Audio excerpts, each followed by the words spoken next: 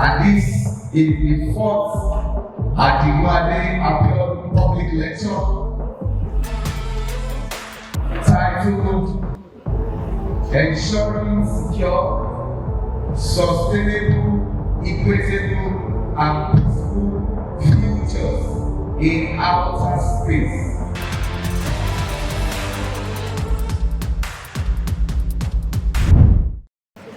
Dr. Usami, co-founder of Nasli, Dr. Watara, President of the African Space Agency, Dr.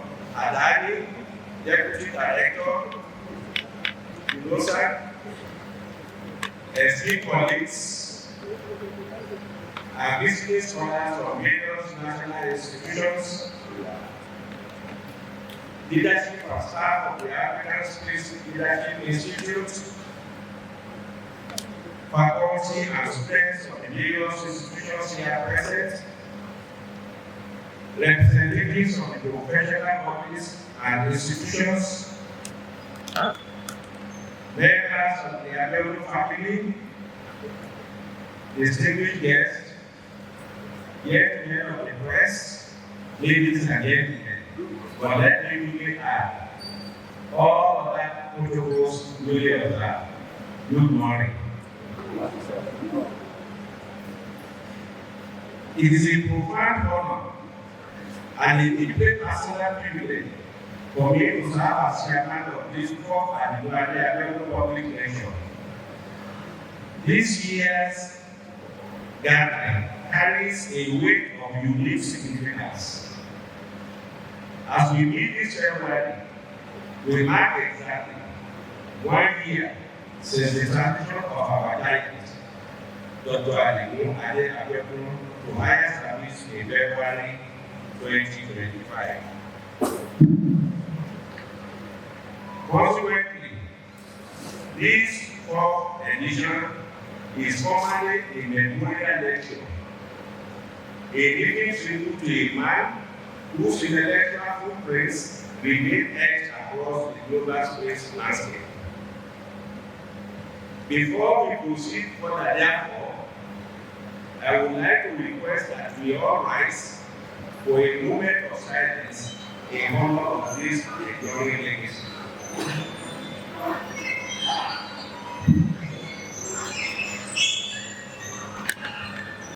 Alongside seeing representatives from various professional institutions, your presence, many of you have sampled from various science institutions across the region and beyond, is a testament to the fact that Adigun's vision was never confined by departmental walls or institutional boundaries. He understood that the mastery of space requires a symphony of disciplines working in unison to solve human problems. For me, this is a moment of reflection on a friendship that spanned over 4 decades. Dr. Abiodun was a distinguished scholar and a global statesman who first met in 1975 in Canada. He immersed in our academic pursuits in remote sensing. What began as a professional from Nigeria grew into a lifelong friendship rooted in shared dreams for Africa. Adigun believed unapologetically that space science and technology were not luxuries for our continent, but absolute necessities for development. Whether as United Nations expert on space applications or as chairman of UN Committee on Peaceful Use of Outer Space, he championed a singular tool. Space technology is a vital tool for the farmer, the engineer, the communicator, the security operative, and the environmental strategies. He was laying foundations for African space policy long before it became a fashionable topic in global circles. As we reflect on his life and the theme of today's lecture, ensuring secure, sustainable, equitable, and peaceful futures in outer space, I wish to leave the younger scholars and professionals here with a specific piece of advice. Dr. Abiodun's life taught us that technical brilliance is only half the battle. The other half is the courage and the greater opportunity to apply that brilliance to improve the human condition. My advice to you is this: do not let your expertise end at the borders of your specific discipline. The geophysicist must speak to the communicator. The surveyor must work with the geographer. The data analyst must collaborate with the security analyst. And the data scholar must engage with the engineer. Crucially, all must work and work in lockstep with the policymakers to ensure our scientific and technological progress and technology advancement translate into national progress. Africa's space future will not be built on sentiment, but on the pillars of interdisciplinary collaboration and an unwavering commitment to using technology for the common good. It is therefore with great work and a sense of shared purpose that I welcome each of you to this gathering. To our distinguished guest speaker, Dr. Adigun, our colleagues from the African Space Leadership Institute, and the faculty and students from various higher institutions, we are honored by your presence. To the members of the Abiodun family, we thank you for allowing us to continue celebrating the life of a man we so dearly loved and respected.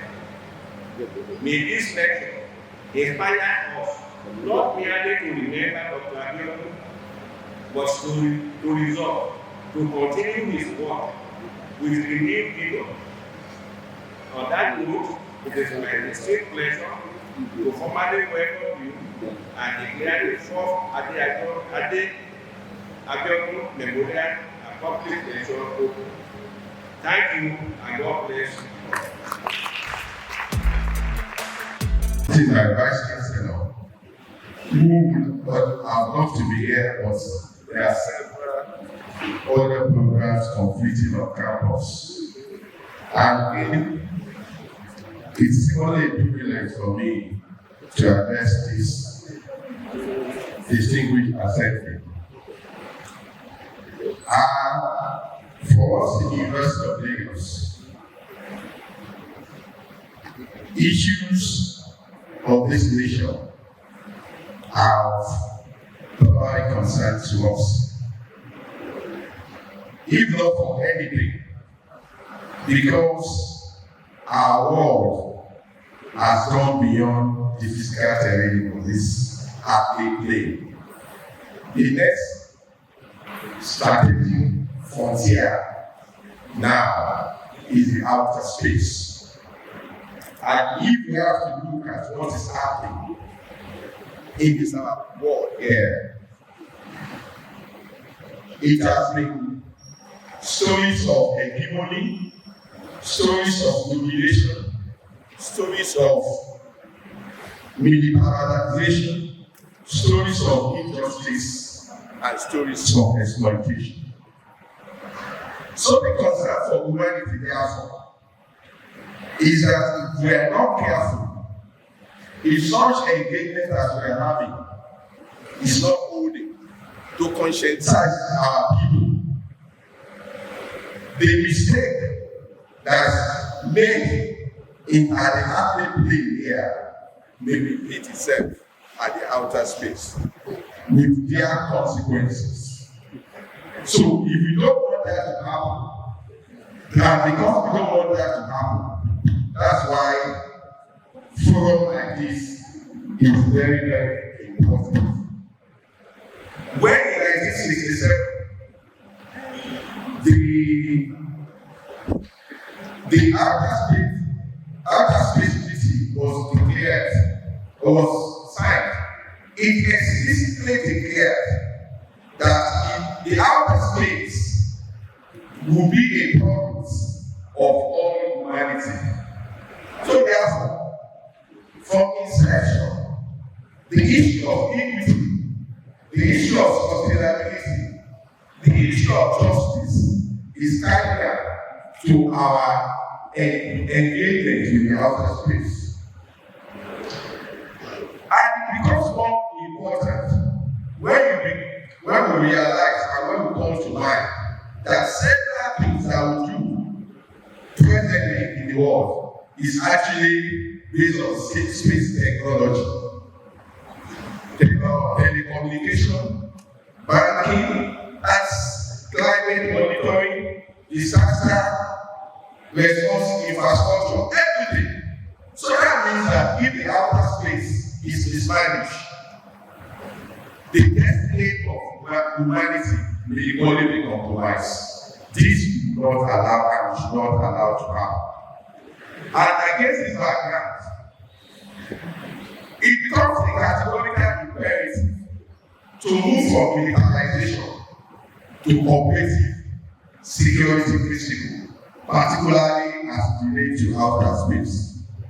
And this equally entails that we must extend the whole idea of sustainability beyond the head thing. It was equally applicable to the outer space. We must have the outer space for the coming generation. And in essence, doing that entails preserving humanity. If this must be done, there is equally an urgent need to strengthen international legal framework and laws against weaponization and cultivation. They embrace the shared ethical commitment to peace, to serve our collective human advancements. We must equally, and this is very important, this is a challenge I'm throwing for today's the African Space Leadership Institute. Like every other aspect, epistemic justice is equally very obvious in the outer space. Africa is treated as if we lack knowledge of outer space. Our family, our calendars, and several other things. Even before we left the colonial area, we have knowledge, deep knowledge of outer space, and these have been eliminated. This must be invented. We have, as part of your research, even at the level of the African Union, must entail going back and seeing what we can excavate and use with from African indigenous knowledge in terms of space technology and applications. The chairman made a very important point in terms of the interdisciplinary unity and engagement. Document election policy makers, but I think above all, something is missing, which I must add. We must engage, and that's why they are interdisciplinary bias. We must engage with scientists. Because all the structures we talk about are state structures, even where our report and make its impact, and we need state structure. What we science is the possibility to change the probability of outcome, that's politics. The authoritative evaluation of value. Space is about power, and it's about who gets what, when and how. If we must actually get the right thing done, particularly with the international economy, we must embrace good science, particularly with the economy, which tells us about power, interest, and incentive that limits action and informed action. On this note, on behalf of my Vice Chancellor, Professor Tolulope Ogushola, and the management of this place institution of learning and our beloved students and faculty, I welcome you to this great occasion. Thank you. Please go to the front row so they can catch a view of the lecturer. Please let me give them a round of applause, please.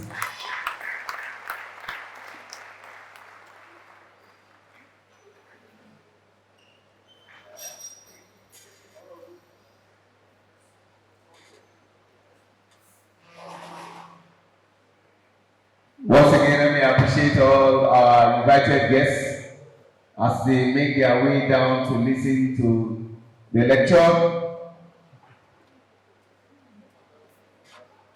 I will now request the lecturer to please be on his feet as I take a brief citation of his profile.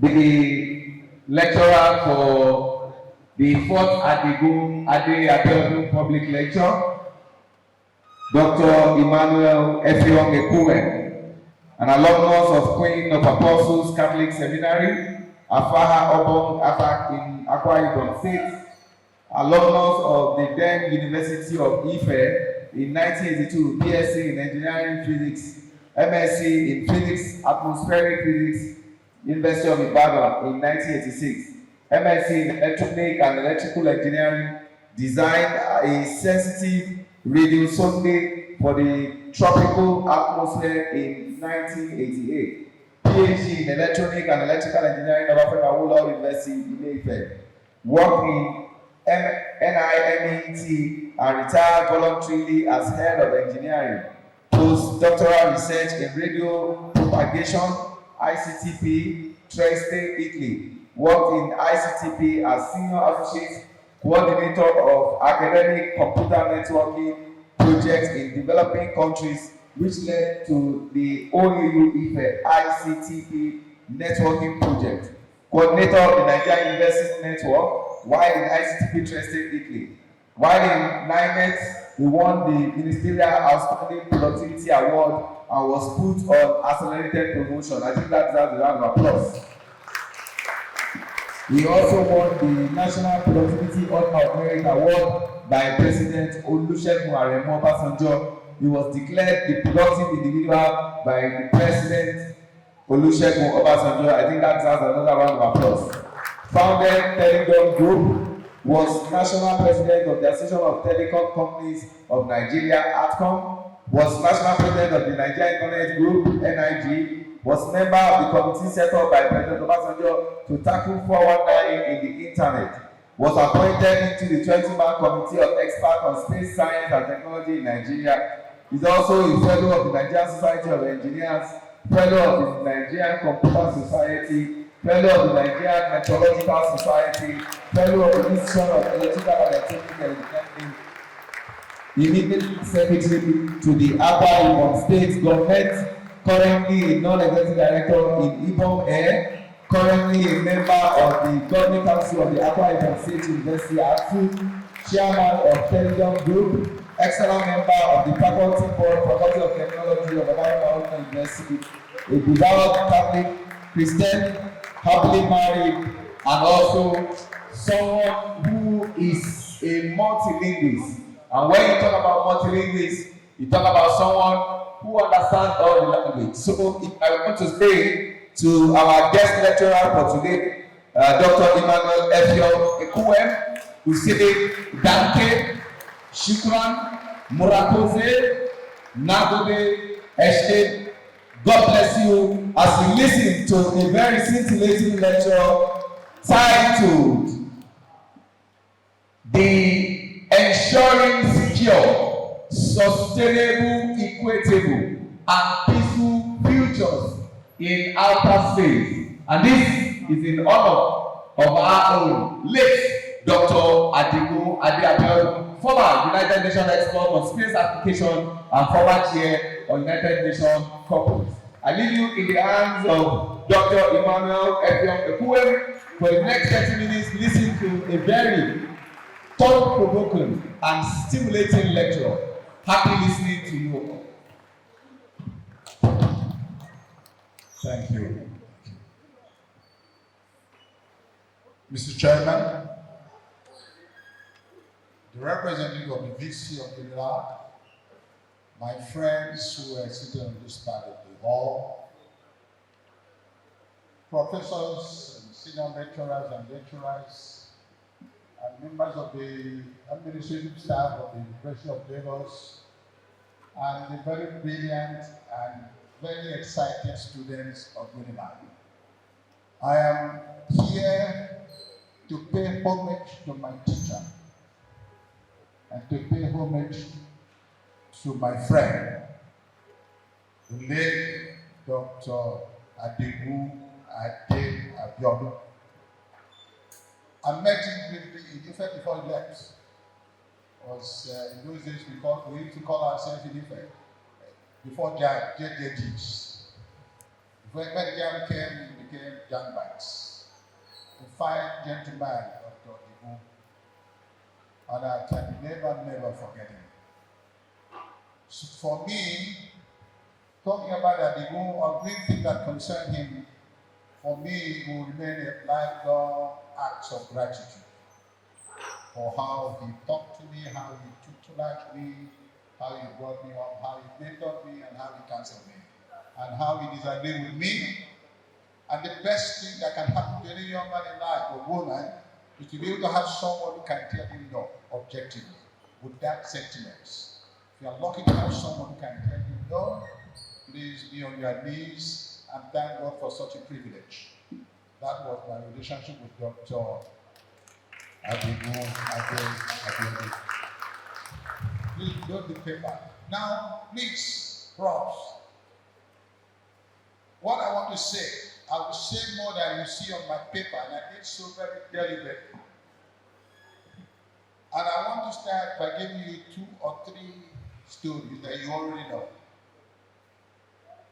One, not too long ago, someone captured, that's the way they put it on CNN, the president of the sovereign nation along with his wife, and got them handcuffed. The following few hours, was airborne to one of the big cities in his own country. 2 days after, they appeared in court. Am I right? I don't want to mention them because I don't want to demarcate any nation or any president. And the fact is that out of about 150 aircraft that went for that operation, none was shot down. What happened? The VC's rep, you summarize the thrust of my paper. Say, if we're not able to master the ground space, what we're doing here, what are you doing? Being able to defeat or defy gravity to be in outer space. So outer space conquest starts with ground space conquest. The electronics in outer space start with electronics and physics in the lower space. How will my IC, my microchip, my very large scale integration circuit, or small scale or medium scale, how will it perform or act or operate in a vacuum or in a zero gravity environment? Have we been able to simulate zero gravity here? Is it right for another? So, probably summarize my paper.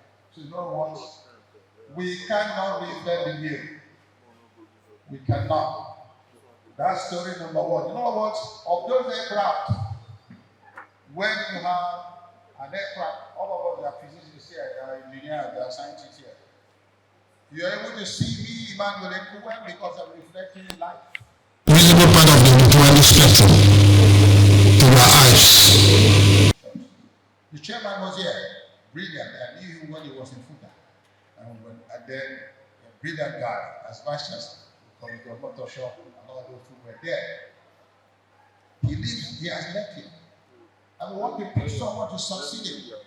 And you know that Mr. A is the most qualified person to succeed the chairman. But because of religion or tribe and sentiments, you bypass the step of Mrs. A to pick someone less qualified. This is what happens. You bring a mediocre to storytell about this event. This event suffer. Am I right? Mr. A that you bypass when he or she was seated feels discouraged. Would he or she continue to give his best? No. Society loses them, society loses them. Cumulatively as a nation, that's what we've been going through in this country for the past 60-something years. Mediocrity upon mediocrity, backwardness upon backwardness, because of mediocres assuming positions of leadership. Absolute bunkum. Absolute bunkum. So, this paper, let us look at the awareness of space itself. How many people are aware of it? When I saw the young people there, I'm sure their students, they were applauding their professors and lecturers. That really thrilled me. In fact, to tell you the truth, in this visit, this is one of the greatest things I've taken away today. Students being so happy to applaud their teachers, professors, and lecturers. God bless you guys. Yes. So, please don't go further than I tell you to done. Please, go back. This guy has done too much. Now, are we aware of space science or space as a whole? Do we appreciate it? Do you understand what it's all about? Is it available? Is it accessible? The President of African Space Agency talked about it. Do we accept it? Is it affordable? And have we adopted it? When he was speaking, and all of a sudden, his hands were for me, as an ICT person, let me go there, it was happening from spectrum of broadband, either at his own end, because I have to be a proud Nigerian, or maybe at this end, or at both ends. So you have construction in the Bible, transmitting people and audio to this location. It's Nigerian network. So have we done that? We haven't. And in this paper, or in this presentation, I've looked at the African space policy that Mofiong talked about, the African Union on Space and the strategy, the United Nations Office on Outer Space Affairs, and then the Nigeria Space Program, and the Agenda 2063. The Agenda 2063 came about after 50 years of many African nations who had gotten their independence. And the question is, what happens the following 50 years? That is the essence of Agenda 2063. Next slide, please. This is conventional, this is routine. This is Earth. The moon is the satellite. Move on. Next slide. Typical satellite. Now, see what happened here in 2020. The roadmap, the establishment of NASDAQ, the National State Space Policy by Obasanjo's government. And the question is, what are we now? Oversight function was to be done or carried out by NASDAQ. Is anyone from NASDAQ here? Anyone from NASDAQ? None. Next slide, please. Nigeria's space policy, the objectives were self-reliance in space science and tech, indigenous satellite manufacturing. Dr. Adigun talked a lot about this. The Lord was so passionately committed to that bullet number 2. Astronaut training, launching capabilities, human capacity building, and popularization of space science and technology products and services. Have we been able to do that? See, outer space is something beyond, something I didn't even imagine. But you know what? Space is the distance, space is from 1 millimeter above the surface of the Earth. This is already space. The only one is that what is the chemical composition, physical composition, and attributes and characteristics of where I am at this height. But this is already space. From here, lower troposphere, to the whole of the troposphere, to tropopause, to stratosphere, to stratopause, to mesosphere, and mesopause, all are stratifications that go with respect to temperature within space. Next slide, please. Nigeria's policy 1, reconcile. I don't want to talk about anybody from the concern here. It was launched. Very 1.5 years, packed up. And Dr. Adigun asked me, Manuel, what has happened to our satellite? I said, bro, are you asking me? I should be asking you. It has been packed in this space. Next slide. That's the big concern. When it was launched, I was so full of myself as a young man. But when I think about it in retrospect, transfer technology, one has to be very careful. I'll come to that in my paper. After all, China was once upon a time Nigeria's contemporary. Am I right? And the big country looked down on China. Today, China has come up. Between quality and quantity, it is quality. You can have 1 million, 200 million people in the nation, and the product, the output in terms of quality is nil. That takes you to nowhere. Some of the time when I'm listening to radio commentaries, I'll be hearing when Paul Ashiwaju went to Turkey, he said, Africa's most populous nation. You know what? In my spirit, I asked him, and so what? Yes, so what?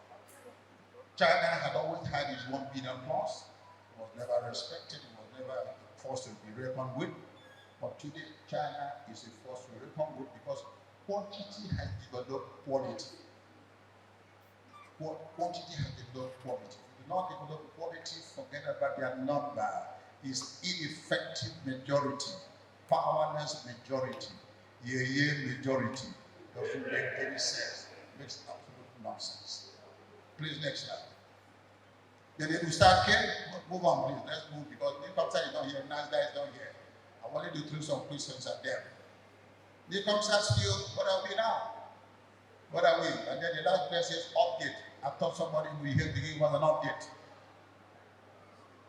I hope that they didn't have an idea of what I was going to say.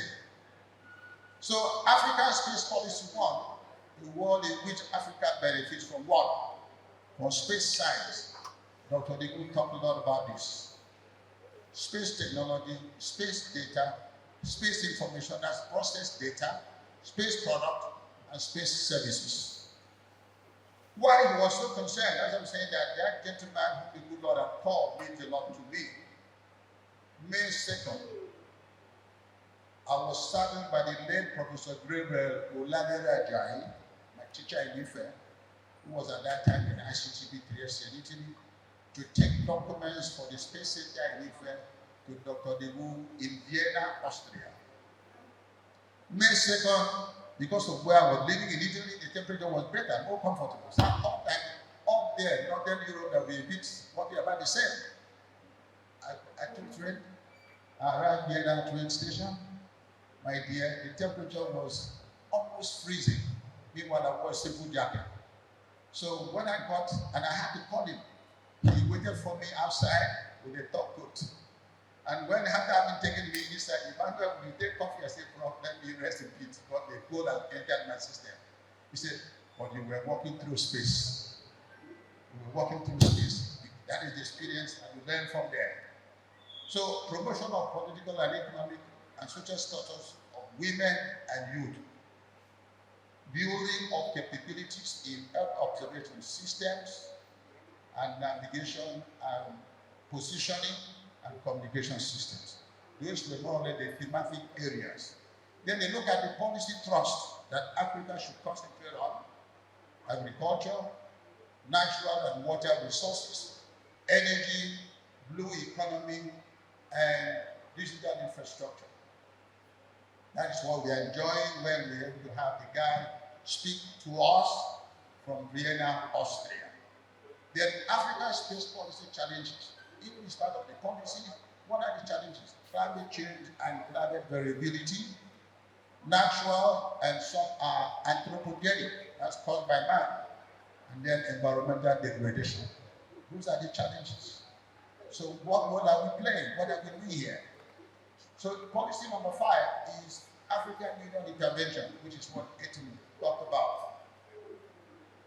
How has African Union intervened? Those the intervention. You know what the thrust is, or the principle is that space science and technology, or science and technology innovation, could do a lot to address Africa's challenges in the 21st century. And within the STISA, space science and technology was given the pride of place by African Union. And that's part of the reasons why you're having a workshop or a summit or a conference or a colloquium like this. And that's why the young people in the African Leadership Institute are doing a great deal of good work.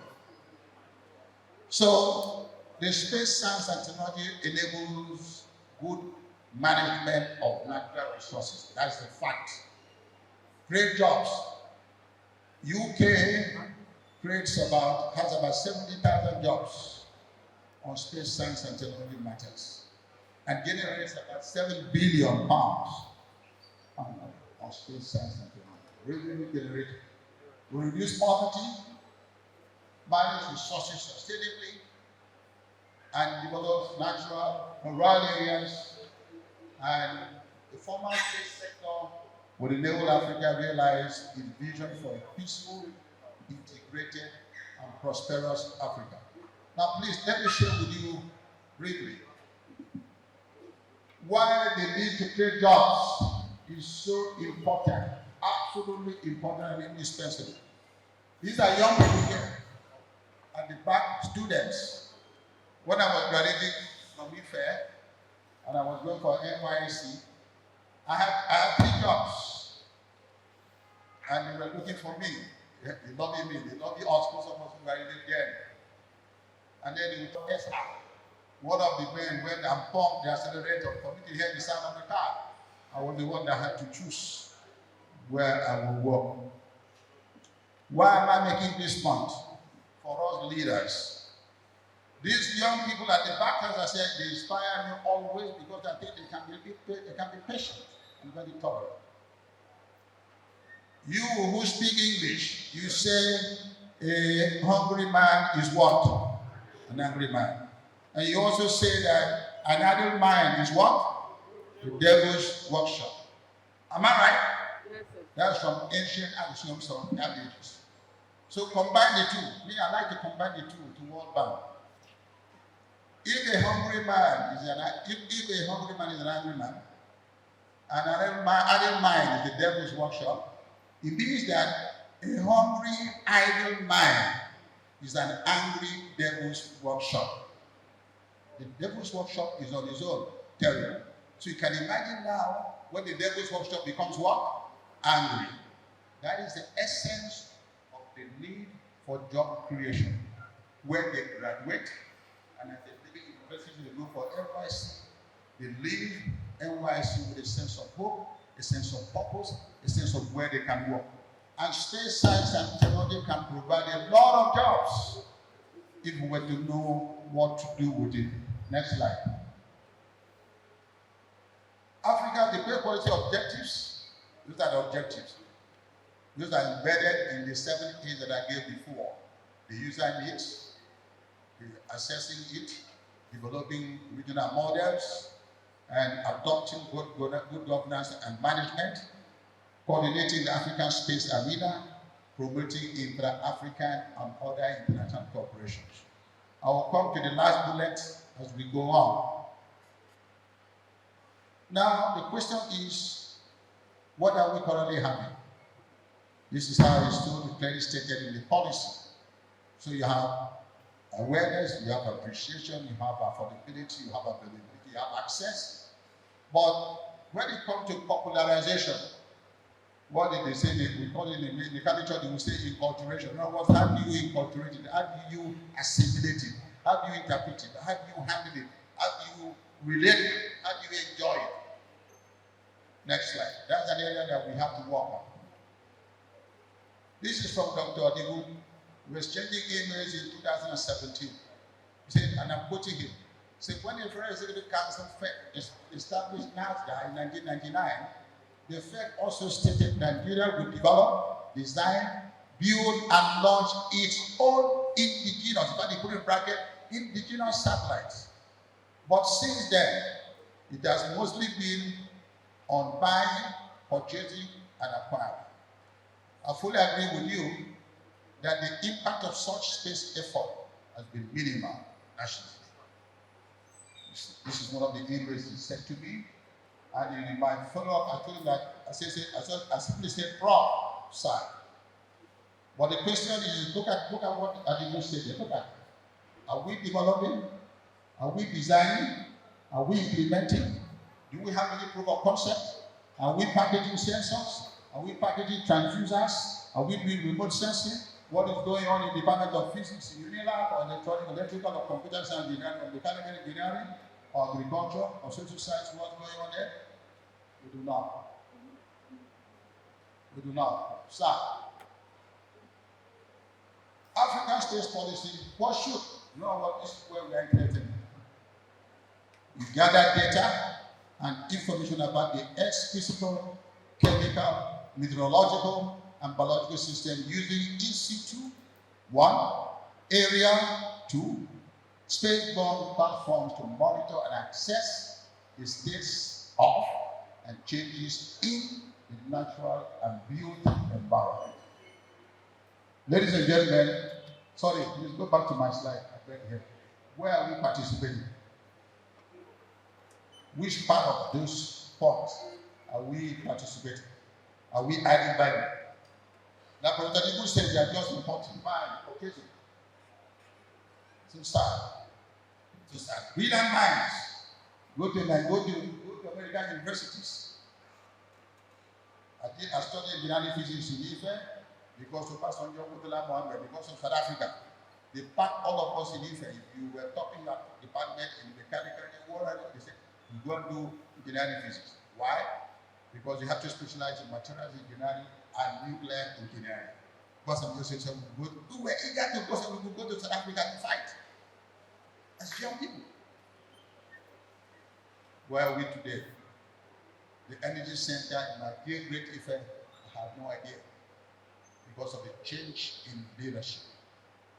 Change in leadership was not sustained. The great power of that revolution in Ife, Professor A.F. Oluwole, somebody came and removed him for political reasons. And we lost out. It's painful to me because he felt that the person supported Professor Adigun, who was better loved, better wanted, better preferred, pragmatic, elegant, no nonsense, brilliant geophysicist. Use the same thing I'm talking about, sentiments. That's what I was talking about. A better person was bypassed. A good person was bypassed, and some other person came out. I'm not being an objective comparison. I have no apologies to offer. If you go to do Ife there, they will say like what I'm saying now. What happened to the energy center in Ife? Tikuna. Next slide. This is a typical, this is part of my territory with our Navy systems. Forecast. You are inside an aircraft, shortly before landing, even at takeoff, they tell you exactly what is on ground, what weather system to expect. Is it Babalawo that brought the weather information to the pilot in the cockpit? No. Instruments, observation, satellite. Next slide. What should we do? Let's look at navigation and positioning system. When you are driving here now, you say, do what? Google Map. Am I right? Google Map. See, young people, they are twisting it. And then they turn left, go straight. Which juju is doing that? There's no juju. Triangulation, coordination, through satellite that gives a sense of navigation and direction. PD real. Those boys and girls at the back, they are even smarter than those who work, who people the cuckoo. But do they have an aerial environment? 2, participation in the design, proof of concept, testing, and manufacturing of components, models, and subsystems in the navigation and positioning system production. We're not doing that. We are not in that space at all. We're just continuing. We are not. Skills set development and skills acquisition of the right technical competencies. I must commend UNILAG because of what they are doing in my state, in Akwa Ibom State, in the Dakada Skills Acquisition Center, the partnership to develop skills, which is what, when I was in secondary development, that is exactly the things I worked on. We take boys and girls off the street and get them empowered and encouraged. Don't look down on them. That condition make refuge bad. Address what make refuge bad. Don't play with refuge that are bad. Next slide, please. That is the GPS system that we all use and we take for granted. It goes without saying. But where are we participating here? Are we participating in the Earth station or in the sensor or in the wireless communication, the radio, or part of the spectrum? Where are we participating? Even the handheld GPS that my staff use to know the exact location of an antenna or power. Where are we there in that system? Zero. Next slide. Shoot number 4, satellite communication. I was happy to see my colleague from SEC. I think the young woman is sitting inside. The lady from SEC, yes. So, and I saw recently in the media about the need to regulate either access to satellite services or telephony or handheld devices. And I busted that lobby. Before now, you already have regional B-Gang, you have B-Gang, you have Turaya, you have Starlink of Elon Musk. So what the hell are you talking about? I have an handheld device very important in my pocket, and I'm having a one-hop communication with satellite, and I'm getting what I want. How are you going to regulate it? Well, I put it in my house. It's only when you see me outside with it. But NCC, you are competent. I'm sure you're going to have a stakeholder for us to discuss that. So, but what are we there? Cost effective, what you can install, less than 50% lower cost, covers a large geographical area. You don't have to dig any trenches or be part and be troubled by inhospitable domain, and very good for rural communication. What are we? Those of us in the telecom industry, that market of fish. What are we manufacturing? Even ordinary antenna prop, we are not manufacturing. And then we blame Tinubu that the Naira is not strong. Who told you? It is the importer who prefers to buy foreign goods that weakens the Naira, not Tinubu. Period. The more you import, the more you weaken the Naira. The more you produce and export, the more you strengthen the Naira. Simple logic. Simple. But in Nigeria, we like to make scapegoats of everybody. Not to make scapegoats. My Reverend Father was preaching. Everybody was called in Nigeria is bad, Nigeria is bad. The Reverend Father said, please, all of you, keep quiet. When you get home, after Mass, go to the nearest mirror. You will see who is responsible for Nigeria's problem. I can never forget the preaching. Go to the nearest mirror. Who will you see in the nearest mirror? Yourself. Yourself. You have a role to play. Everyone, we have a role to play. Professors, lecturers, politicians, commissioners. Next slide. This is the long standing many of us are using. Many are using. Direct communication. Next slide. For surveillance, straightforward. Security, straightforward. Next slide. Agriculture, straightforward. Even pest control and all that, straightforward. Next slide. Environmental degradation, remote sensing, straightforward. Straightforward. The gentleman of African Space Leadership Initiative. The president of the African Space Agency who spoke. Number one recommendation, if you have read all the references that are stated at the beginning, we have no organizational structure and organogram to implement policies of the space agency and endorsement and resolution by the African Union. None. Even the African Space Agency, as far as I'm concerned, is a toothless bulldog. Let me explain. It's not that the president is not competent, the young man from the gentleman from Cote d'Ivoire, Gusto. No, it's about the empowerment, not money here, the structure of governance. For him to run AFSA like NASA or ESA of the European. Until he has that kind of teeth, then we'll be able to bite and bite deep for us to have good results. So there must be that effectiveness by empowering AFSA to do what it should do, monitoring, coordination, enforcement, international cooperation, national laws, and how to relate with those national laws.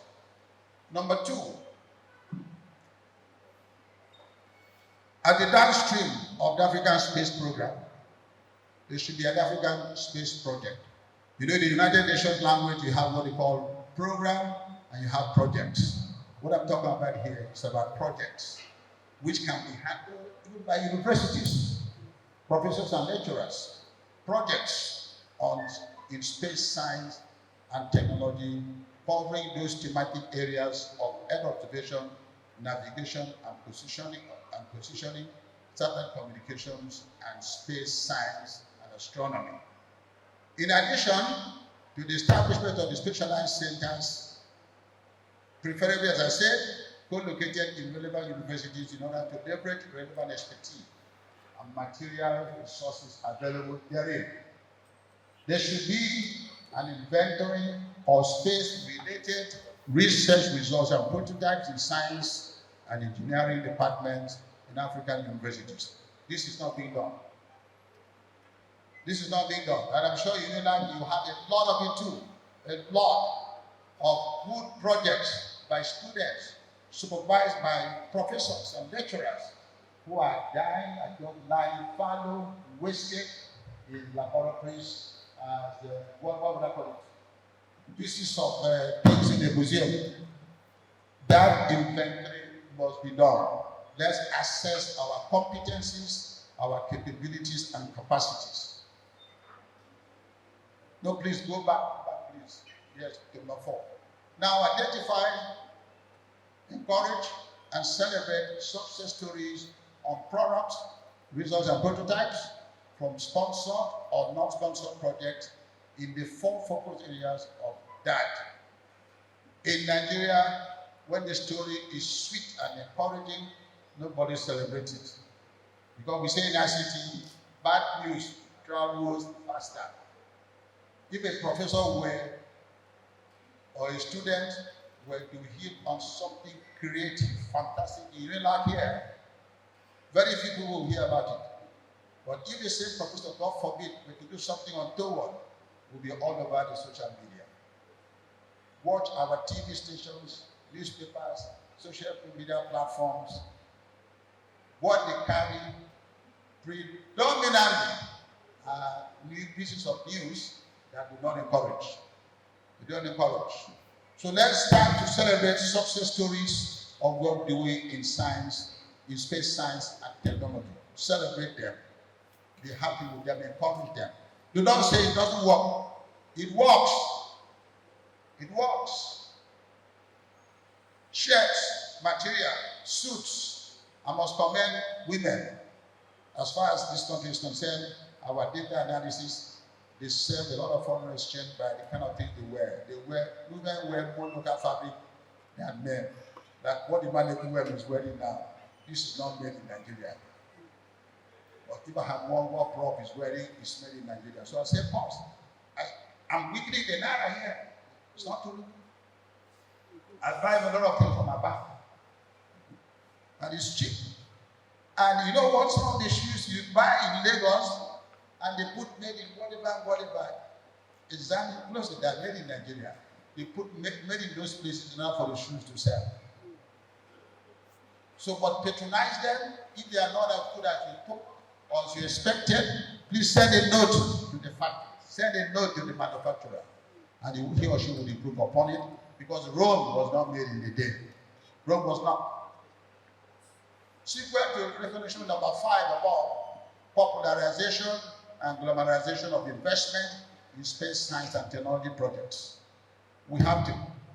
I asked a friend of mine who is an ICT entrepreneur, I said, good boy, Every day we are all going to custom warehouse in the Kenya airport to import, to carry our imports.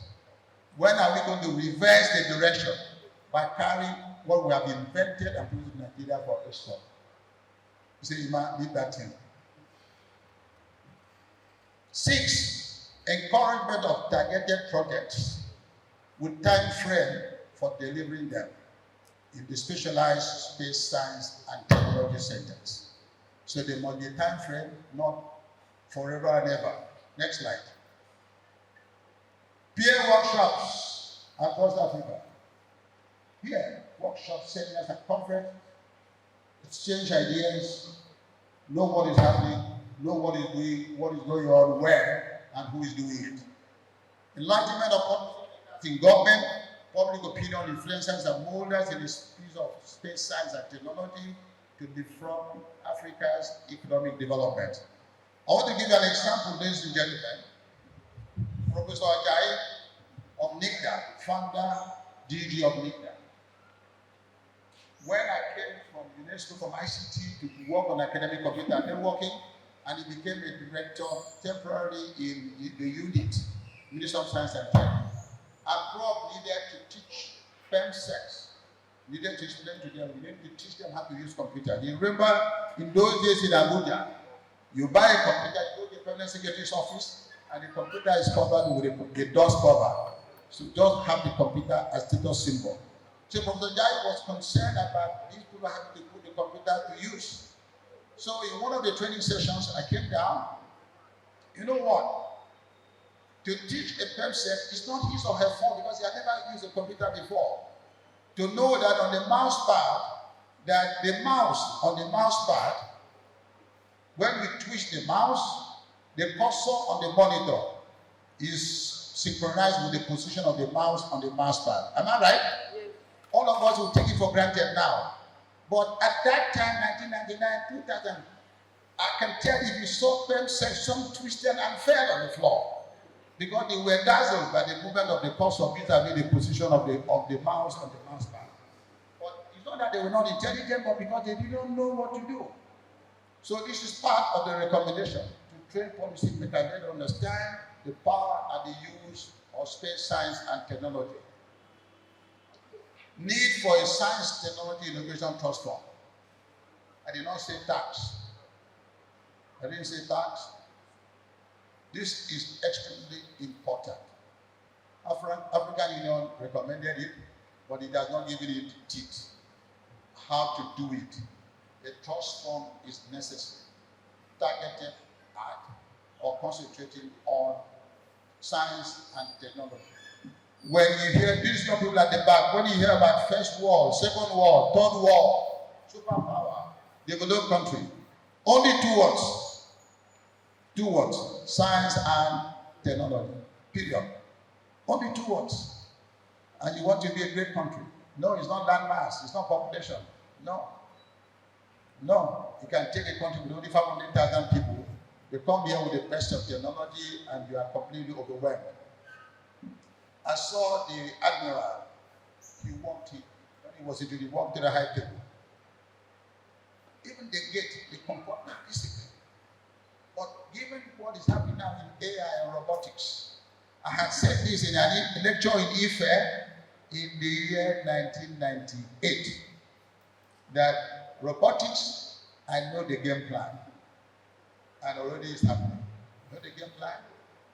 Create quasi-biological materials to plot the robot with flexibility of movement by the robot. I hope you have seen robot dancing. Is it not so? By the time quasi-biological material, or whatever material is used to encapsulate the robot itself, the mechanical form of the robots, with a brain power that is 10 times higher than human brain power by AI, then these brilliant and gallant men and women, God forbid, of our armed forces, in battle, they'll be reckoning with robots. Yes, I have said this as far back in 1998. That is the objective. And we have to sit up. We have to sit up. Encourage Unilab, encourage Ife, encourage Calaban, Suka, ABU, Encourage them. These are brilliant professors in those universities. They're not encouraged. They're not encouraged. We don't seem to know what to do, but we know what to do. What is going on here? Sentiments. A certain president of Nigeria, I don't want to mention there, actually was on strike for 1 full year. And they asked him at the airport, Your Excellency, Mr. President, that's why I've been on strike. So what is the government doing about it? He turned to the journalist and said, and so what? I cried on my couch. Sources of manpower. Go to the hospital. Some are taking a bow. Their bodies are being taken to the mortuary. Go to the labor room. Some are coming in. Law of continuity. So universities are a veritable and indispensable sources of manpower for a living economy. And for 1 year, they were not working. And somebody said, oh, so what? Out of abundance of ignorance, that mouth spoke. So sad. So sad. So we have to rise up, we have to sit up. Next slide, please. Next slide. Okay, good. Next slide, please continue. Now we have this one. Enlightenment. Please go to the next one. This is what I want to look at before they thank you. Now, what you want to know, what everybody must note, is simple. Dr. Adigun, the only respect we can show to him posthumously is to be committed to advancing the frontiers of knowledge, competencies, skills, capacities, and capabilities in science and tech in general, and in space science and technology in particular. That is the only homage you can pay such a brilliant man. The diagram, please go to my diagrams now. There are 3 diagrams I told you I will not, it's not part of the paper, but where's the young man? Where's Coach?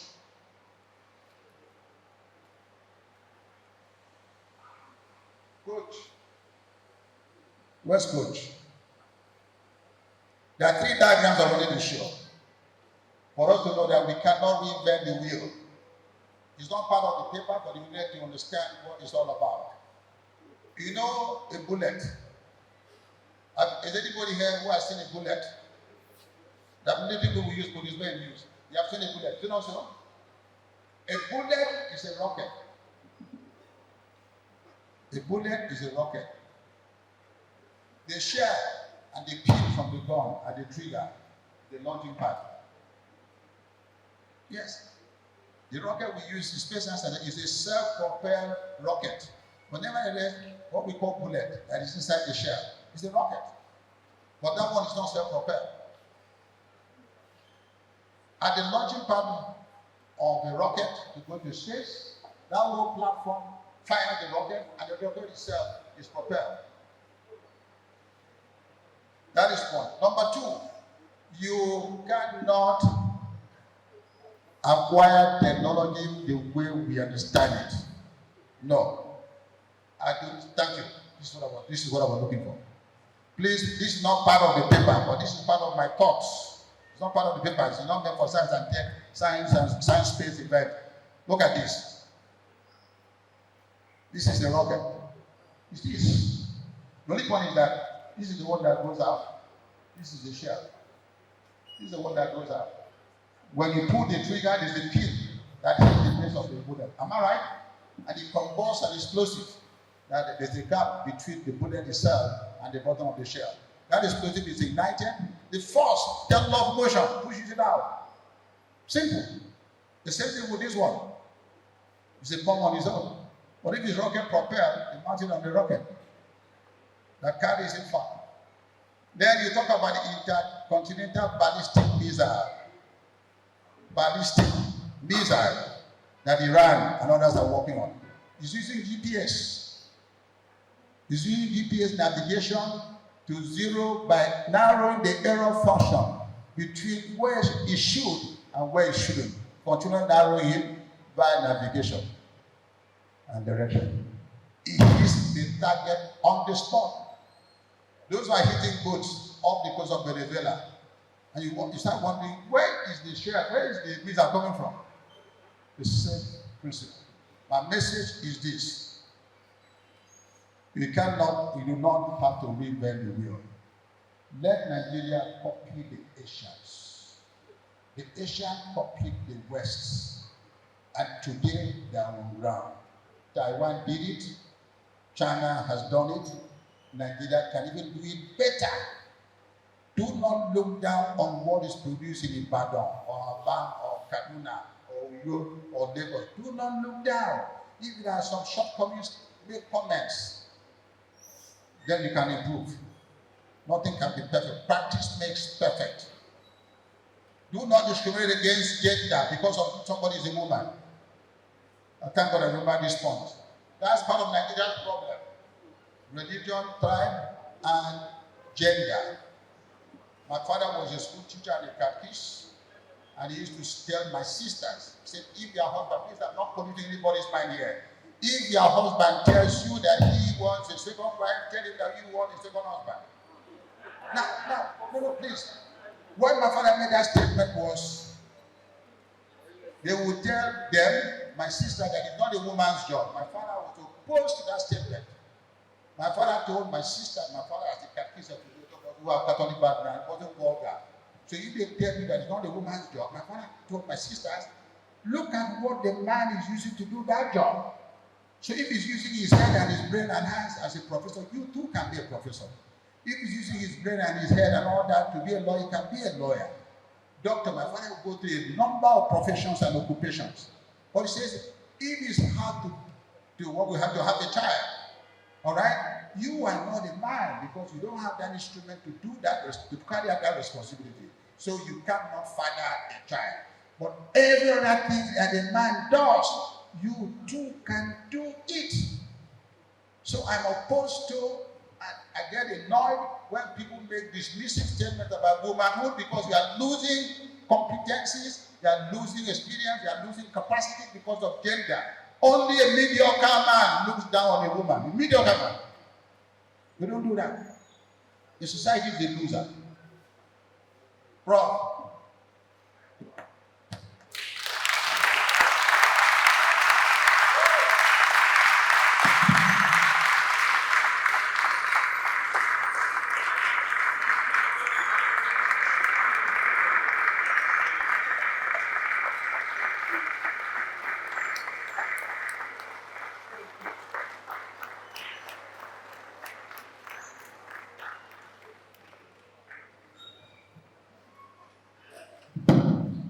Before you sit down, another round of applause.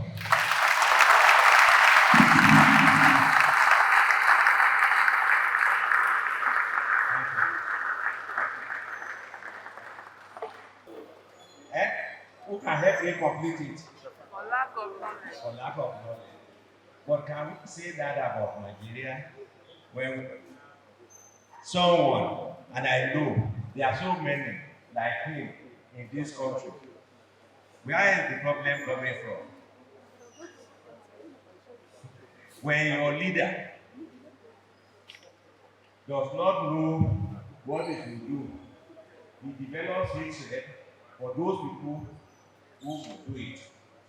He doesn't want to hear them, doesn't want to use it. And that is what is happening to us in Nigeria. I listened to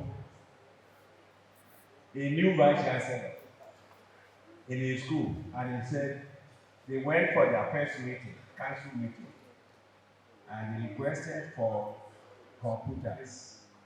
He said, sir, I've gone around the school, there was no computer, even in the department of computer science. The chairman of that council, you know the answer. He said, okay, so if we buy more computer, we will not employ people. Can you get the law? He said, if you bring in more computer, we will not employ. So don't bring the two. You either buy computer and we don't employ anybody, or we employ people and we don't buy computer. That is chairman of council of a university. You know that vice chancellor has run into a big problem, and we have them everywhere. That you put a rank peg on the square hole, you got the result. Thank you, sir, for your wonderful exporter. I know what about the you see, if a country is going to develop, how the achievement to exercise their faculty, that family is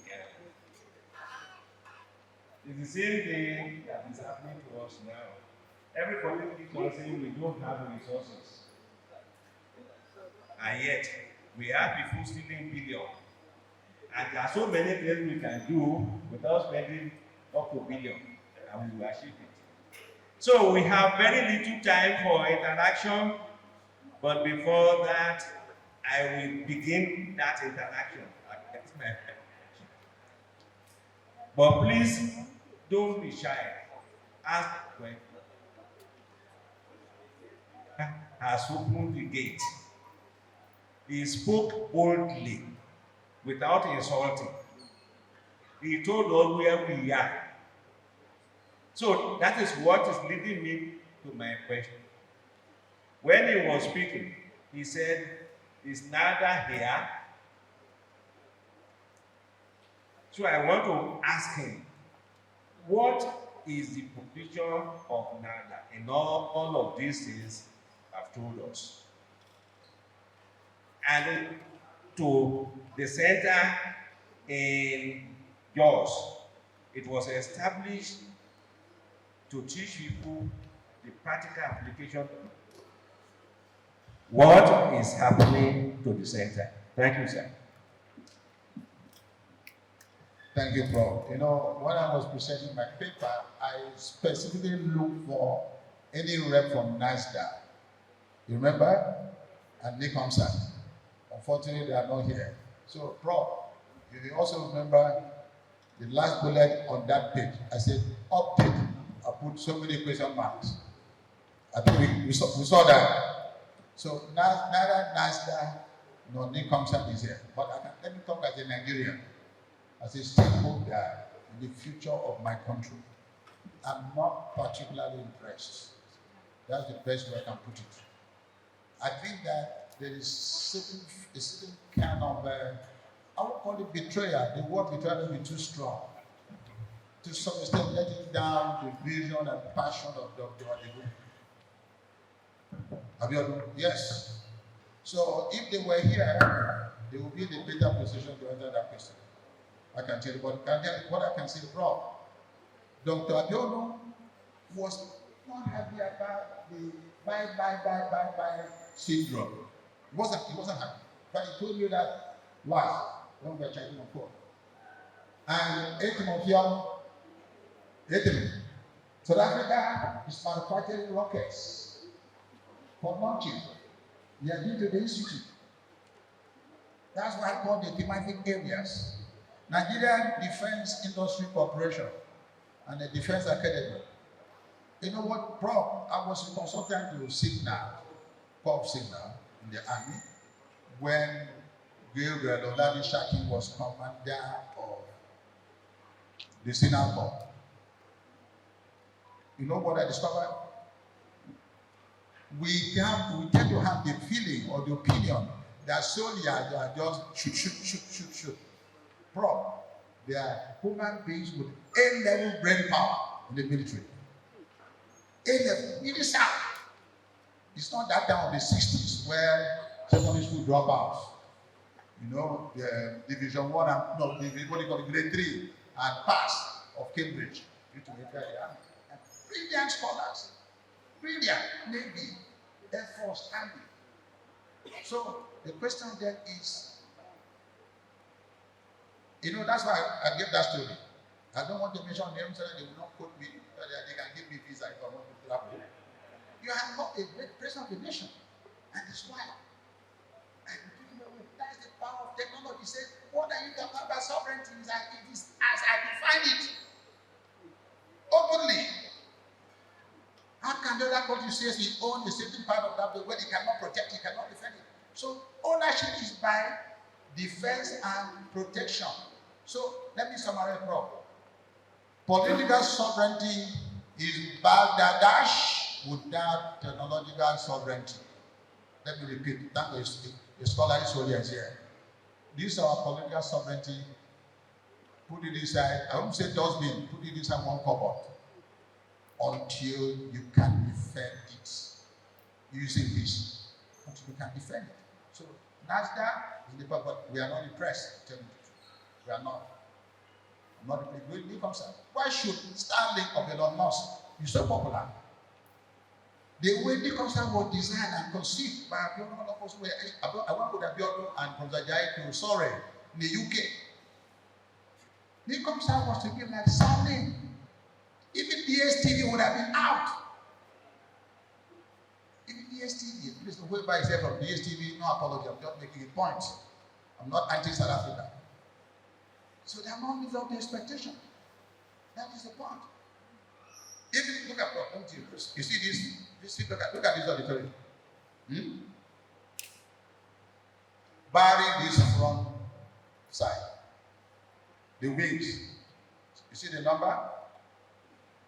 If it were about political issues, environment, money, one thing or the other, you have policemen there to restrict people. But you know what?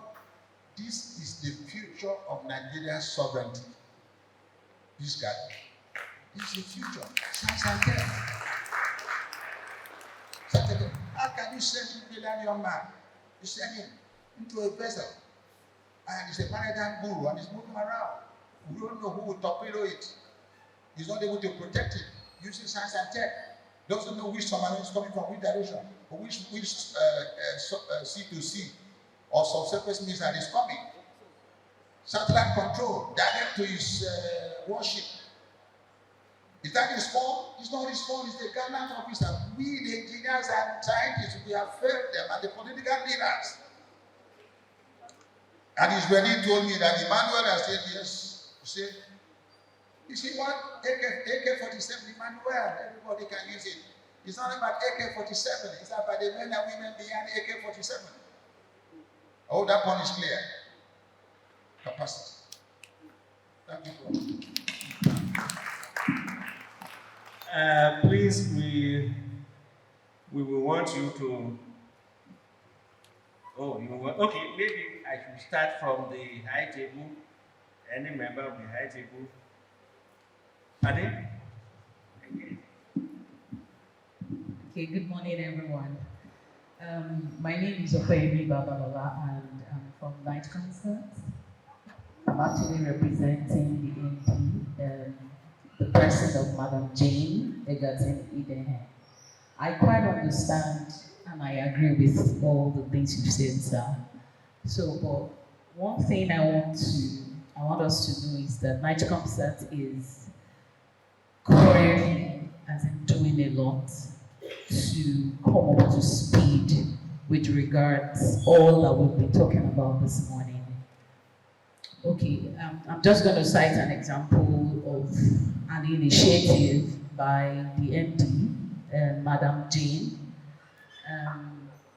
She has decided to go to states, and she started off at Abuja with on a space hackathon. That's the title of the project. And what's that about is to encourage young ones, young like minds like you and I, to come up with our inventions. Because the plan is to be able to design the satellites, build them, and launch them from Nigeria. Because right now we are not doing all of that right now. We are managing. Night Concert is currently managing the Nigerian satellite in space. But we want to get to a situation, a point where we are able to design, to build, and then to launch these satellites from here. But we can't do it by our own selves. We have to do it collectively. We have to do it together. So she understood the need to go to the grassroots, to encourage young minds in science and technology to come up with inventions, on how to design build and launch. Of course, launching satellite in space can be very expensive, but we have a body that is ready to support inventions like that. So I would like to position a night concert in that light, sir. That is the work that is currently going on. She has done it in Abuja. She has gone to Adamawa, and then she's moving to another state very soon. So, and I would also like to encourage, members of the UNILAG, University of Lagos, to take up the initiative as well. We need to be able to design, to build, and to launch this satellite from Nigeria. And I pray we'll be able to do so very soon.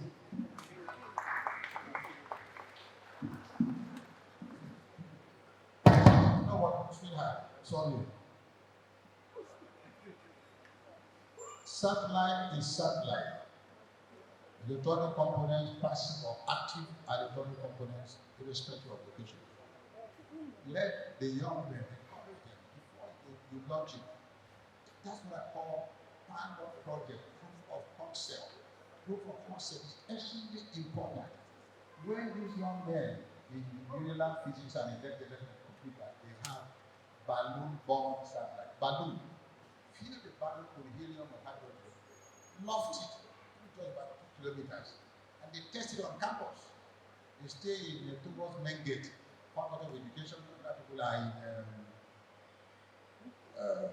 physics, to be somewhere there, chemistry. Yes. And you see, that's a proof of concept. Right? Before proportion, launching power, define gravity into zero gravity, into space, step by step. I'm very convinced of that one, step by step. So design the satellite, loft it on top of the Senate building. Senate building should be somewhere there. Put it on the tail of the Senate building. Put it on the tripod. Let them start testing. So do not take a proof of concept. You see, to think that you can start by launching right into space from day one without certain small projects and proving the concept and testing it, miniaturize it on campus. There was a time when now has radio effect. I don't know why it's still operating now. Yes. I used to hear it. Yes. So that's what I'm talking about. So that is the good recommendation, but start from somewhere bit by bit. My brother told me that Emmanuel had said, you know why all animals, all mammals, when they are born, cow, horse, elephant, sheep, goat, antelope, zebra, when they are born, they walk the same day. Am I right? They walk on that day they are born. But human beings, baby, cannot even move. Sits well, even if he falls, then cross fast, go to the table, stands up before he starts walking, before he walks well. And do you know what that happens? God wants this super brain to learn step by step and grow.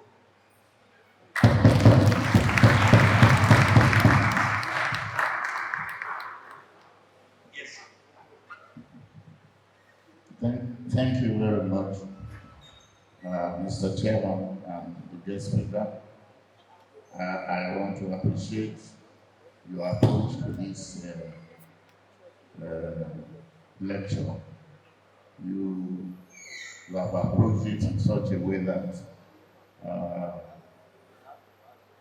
even people who do not know anything about outer space is able to understand and follow you. I want to just take one little aspect. I accept most of the things that have been said, particularly where Nigeria stands and where it should stand and what to do in order for Nigeria to meet up with where it should be. But I'm curious by how you started, because you gave a story. Your starting story was that of a big man in a big place being picked up together with his wife and being thrown out.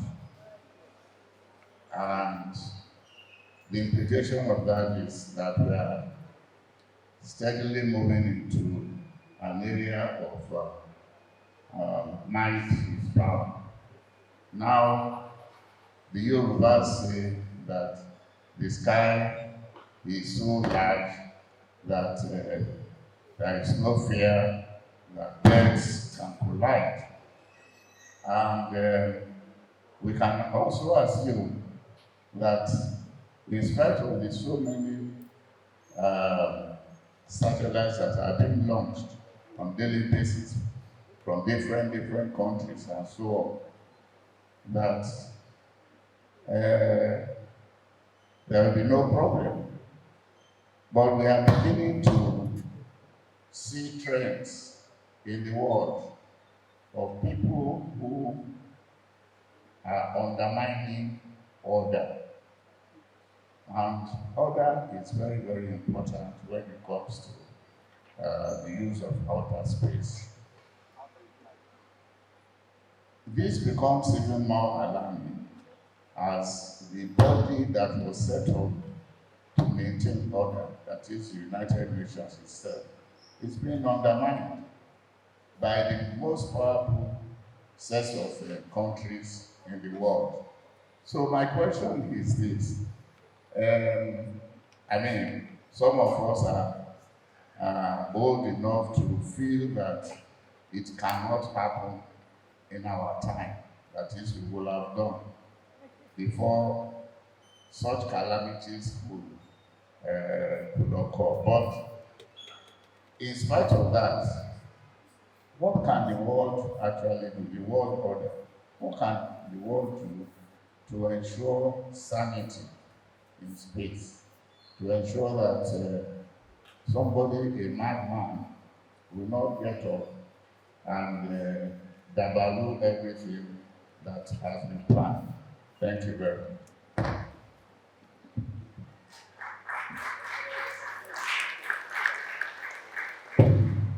Thank you, bro. You know what? How can you?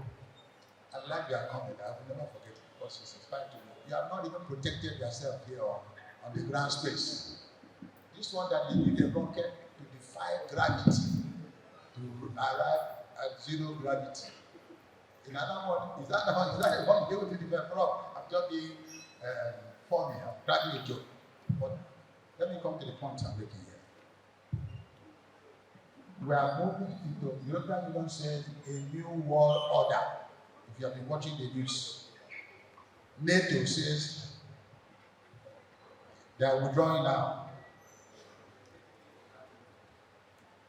This moment should be a time for us to call ourselves to order and look at our science and technology. I have tremendous faith in young people. In fact, my happiest moment is when I'm interacting with young people, when I'm teaching young people. They have a lot of capacity. So if we do not address our protection now,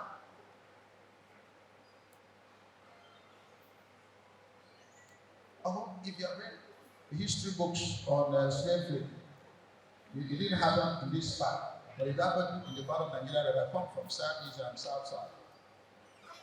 We were looking at the surface of water to see our faces. Yeah, if you wanted to see your face, you look at water in the bowl or pot. But when the bowl brought mirror, you see yourself in front of the mirror. Have you ever taken a goat to a standing mirror? Or any pet? Do you know the way they react? But they are seeing themselves in a mirror. Ogogoro, we worship Ogogoro, and the Igbo called our own Ogogoro illicit gin and called whiskey the proper drink. So the point I'm making is this. It's time to look inward because to protect that, you call it debris, I would say debris in space, or the pack the satellite. Who told you? I'm brainstorming because I'm not in NASA or in African Union. Who told me that somebody, one bad man, will not, because after becoming a president, will not go there, will not to rocket, and they scatter other national satellites? So they have a monopoly. If you destroy respecting nations' GPS satellite, a lot of things will crash. Am I right? If a nation knows that is at war with a fellow nation that also has geostationary satellite or geoconstitutional satellite in space that is having communication and navigation, what you first do is how to hurt that satellite so that when it hurts that satellite of the enemy country, all of these surface to air missiles, intercontinental ballistic missiles, those small missiles will not be able to operate. You strike your enemy at the weakest point. I'm not a soldier. This is a God, but you. So it is in our own safety to put our house in order. If one spends 17 years, I will tell you without bragging, if any president had been allowed to work for some changes in leadership to go the way they were going, even was going in the 70s, if they were probably split and out by now. By now, I think there's so much confusion. So much is the mediocre. Mediocre is not about mediocre. Is an excellent person that's anything that he or she will not do to have power. Yes, a sound person will not do anything to be in position. But these mediocre, they can public, they can sleep in the water, they can bribe, they can do everything possible to get power. So, the resource person who has struck the hammer on the neck, he has touched three aspects that needs to be understood as far as outer space governance in this part of the world is concerned. Thank you very much, dear distinguished. Thank you, and bless you.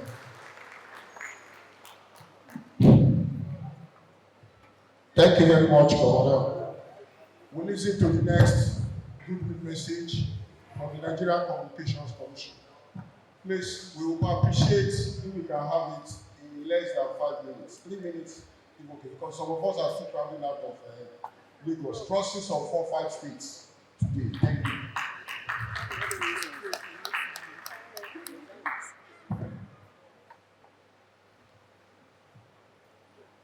Thank you very much.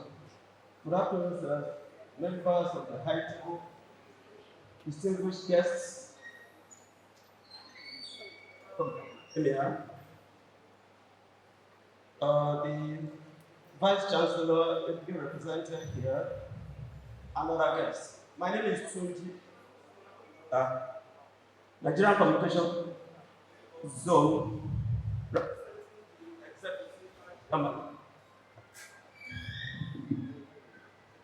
Nigerian Communications Commission, Dr. Amin Omeda. On his behalf, I sincerely want to appreciate our guest speaker. Sir, I call you Professor Emmanuel Epwe for your thought-provoking lecture and the insights you are giving. You have challenged both the old and young in this country on this subject. And the NCC is proud to be part of this engagement. We appreciate you. And you threw a challenge at us that you were going to see how we are going to regulate space technology. Sir, in NCC, we do not regulate technology. We only regulate services. So it is the services being provided by the space technology that we regulate. And when occasion calls for stakeholders' engagement on the aspect that is technical and technological based, we will invite you to the table to discuss it. On behalf of NCC, I appreciate you and the organizers of this program, African Leadership, Space Leadership Institute, for organizing this program. And on behalf of NCC, our Chief Executive Officer, we are proud to be part of this program and henceforth we will always be proud to be part of it. Thank you very much. Thank you. Can we please get the good message from NECOMSAT? NECOMSAT Limited. Thank you.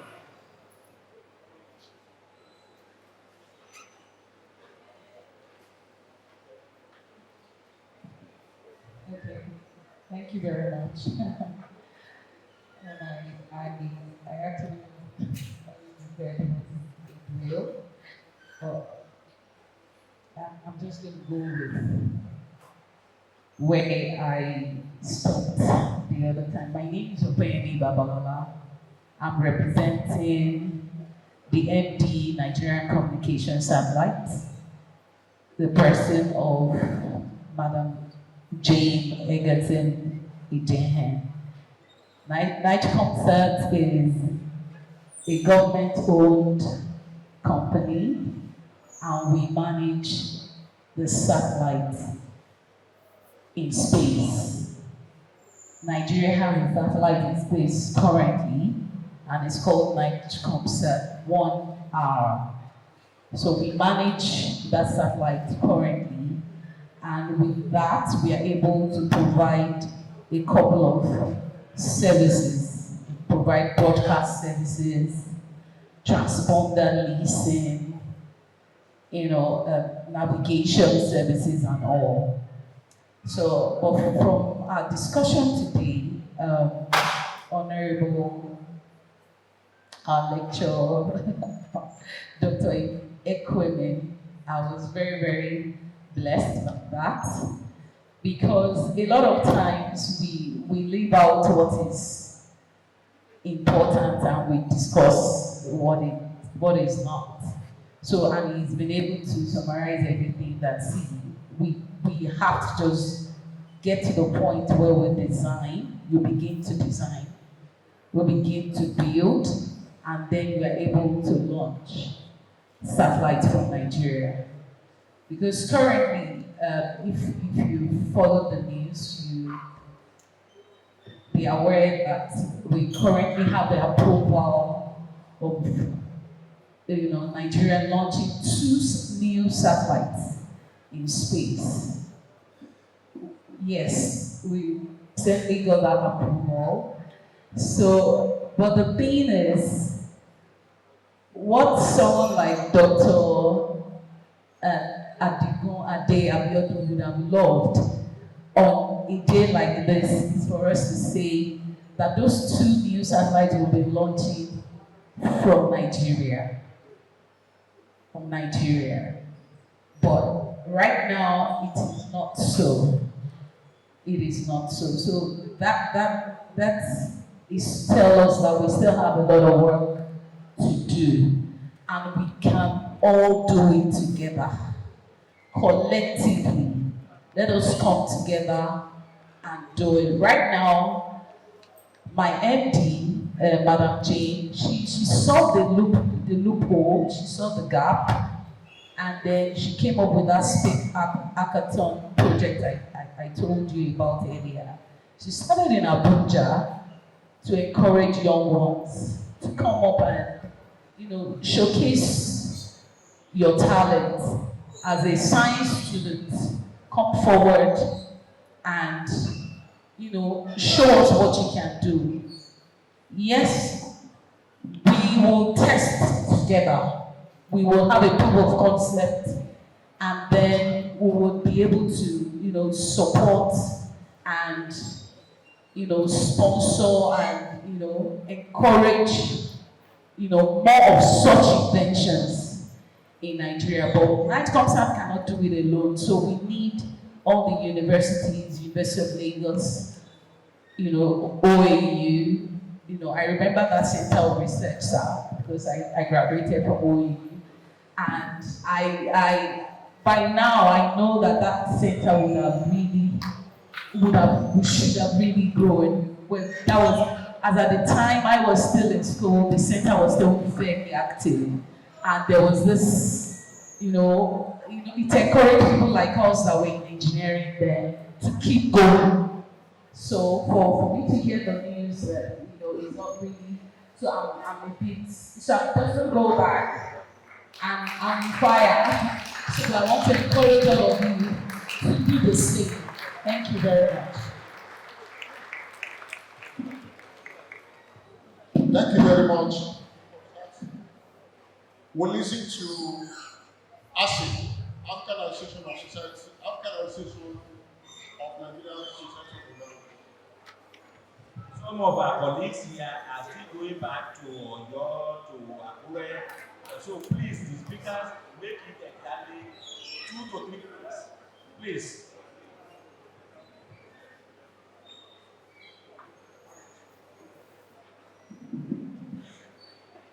Chairman, distinguished all members at Adigun, please permit me to align with the published protocol. This is a message from the President of the African Association of the Process of the Environment, who is in Morocco. I reside in Morocco, and so it's not able to be here. So he sent it, and the immediate past president to present it. And the reason why this is being done is because Dr. Abiodun, Professor Adedele, Professor Emeritus Adedele, Professor Adigun, and eight others in 1992 established this association, the African Association of Remote Sensing of the Environment. So, ladies and gentlemen, distinguished guests, esteemed colleagues and partners, it is a profound honor for that is the President of the African Association of Remote Sensing of the Environment, and on behalf of the Executive Committee and Board of Trustees and all members of the association, to address you today at the fourth Adigun at the Abiodun Public Lecture, graciously organized by the African Space Research Institute. Today we gather not only to reflect, but to celebrate the life, vision, and enduring legacy of a remarkable African scholar, pioneer, and leader, Dr. Abiodun. His name is synonymous with excellence, foresight, and unwavering commitment to Africa's scientific and technological advancement. Dr. Abiodun was not only a co-founder of African Association of Remote Sensing of the Environment, but also a visionary who believed deeply in the transformative power of space science and Earth observation for sustainable development across our continent. His intellectual leadership helped shape generations of scientists, institutions, and policies that continue to guide Africa's space journey today. Beyond his foundational role in NASA, Dr. Abiodun served as a distinguished member of the African Union Space Working Group, whose efforts laid the groundwork for the African space policy and strategy. Through this historic contribution, he helped position space science as a strategic pillar for Africa's development, resilience, and sovereignty in the global knowledge economy. Dr. Abiodun understood, long before it became widely acknowledged, that Earth observation, geospatial technologies, and space science are not luxuries for Africa, they are necessities. Necessities for climate resilience, food security, disaster management, environmental monitoring, and informed decision making.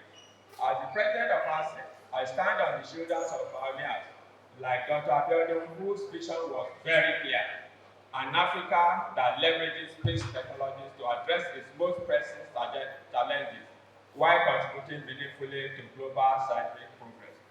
The lecture series that is given the fourth today is therefore more than a tribute.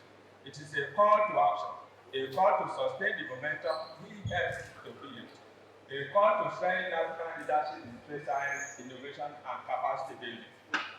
Today, Africa is entering a new era in the space sector. With the establishment of continental initiatives, national space agencies, and the growing engagement of young innovators, we are witnessing the realization of a dream that pioneers like Dr. Abiodun envisioned decades ago. However, his legacy also reminds us that institutions matter, collaboration matters, visionary leadership matters. Access is inception has served as a continental platform for knowledge exchange, scientific excellence, and regional cooperation in both sciences and geospatial sciences. This vision aligns perfectly with the spirit of Dr. Abiodun's lifelong work. So, we would like to commend the African Space Leadership Institute for organizing this important lecture and for keeping alive the intellectual and moral legacy of one of the Africa's finest space science in this continent. In closing, let us remember that legacies endure when visions are carried forward. Dr. Adigun gave Africa a vision of scientific dignity, strategic autonomy, and collaborative progress. It is now our collective responsibility to transform that vision into lasting impact for our continent and humanity. Thank you very much. Thank you. Professor Abiodun, please. 3 minutes, please. Some people are still catching their flights. Some are going out, some will go to as far as Thank you.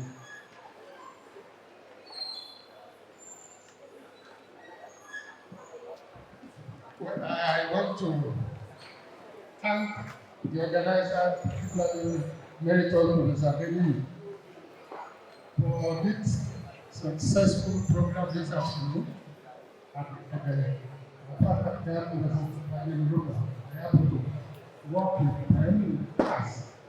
I have listened to the person when coming in affiliates in a election like this.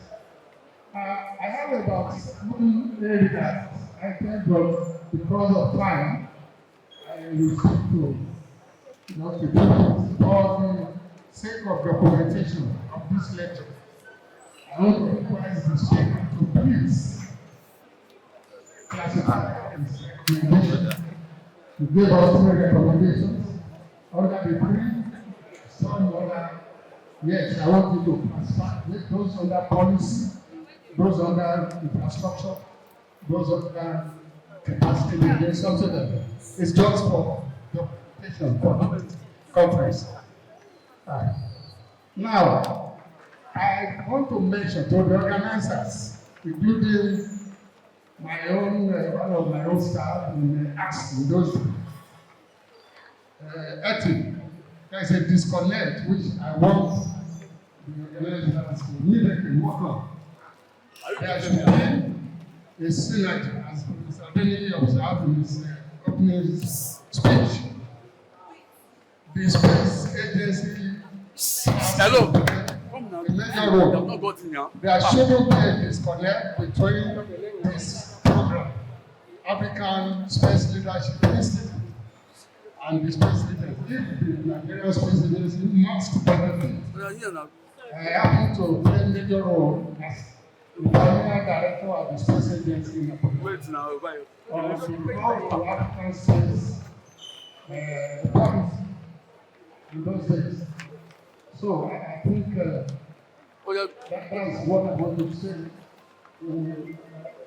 Because of synergy, I want to recommend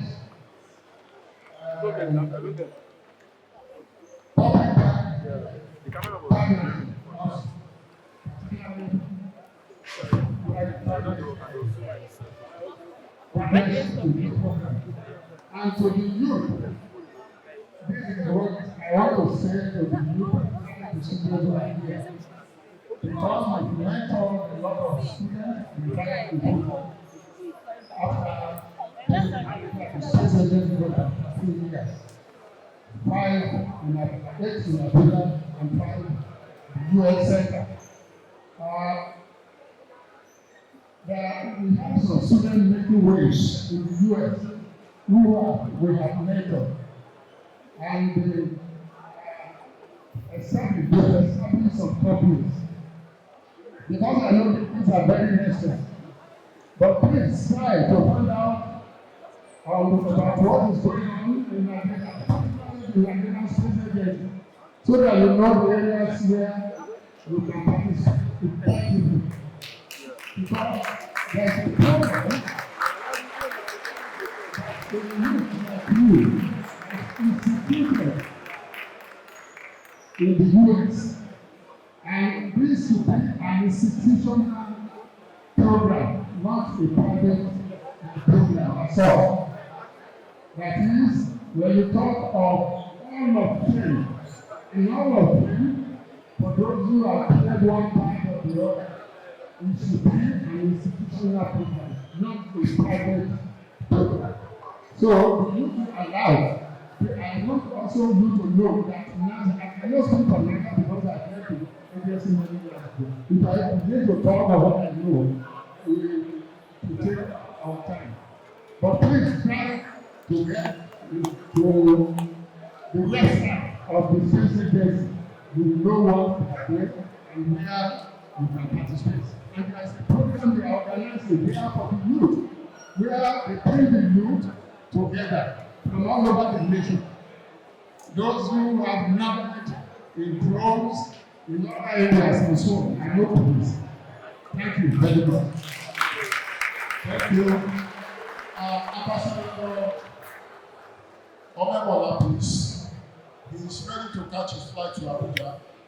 We are sorry for the delay. President of TOC, please get ready to take over pardon.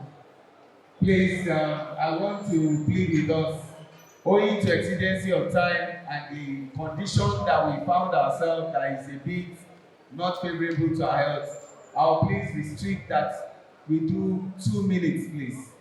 Please, I just want to apologize. Please, we can see the way the hall is. Please, 2 minutes, please, so that we can move. Good afternoon, Chairman of the occasion, Minister on existing knowledge of space and technology. I served in Vienna, Austria, when he was director of the United Nations Office of Outer Space, and that is how I got connected with him. And I must say that Dr. Abiodun was a very strategic diplomat, in the sense that he knew that there are a few areas where he could make his influence, and he was very forthright, especially with Nigeria and African issues. He concentrated in those areas where he knew Nigeria and Africa could gain a lot. And when you start naming the institutions which were established during his reign as a director, you understand what I mean. He was very visionary because he wanted Africa to be part of the game of development in outer space. He took interest in educating us on the peaceful uses of outer space and what Nigeria and Africa could gain. And indeed, the entire world, because he was from the UN. On a personal note, Dr. Abiodun was a very good friend of my family. I had a 2-year-old daughter, and it will surprise you the attention Dr. Abiodun would give to him. We always wonder, what is he discussing with Anu? He always thought, Mama, please, Anu. And I must also say that Dr. Abiodun called me one day after I had returned from Nigeria, because after Vienna, I went to New York as the Deputy Permanent Representative of Nigeria to the United Nations, New York.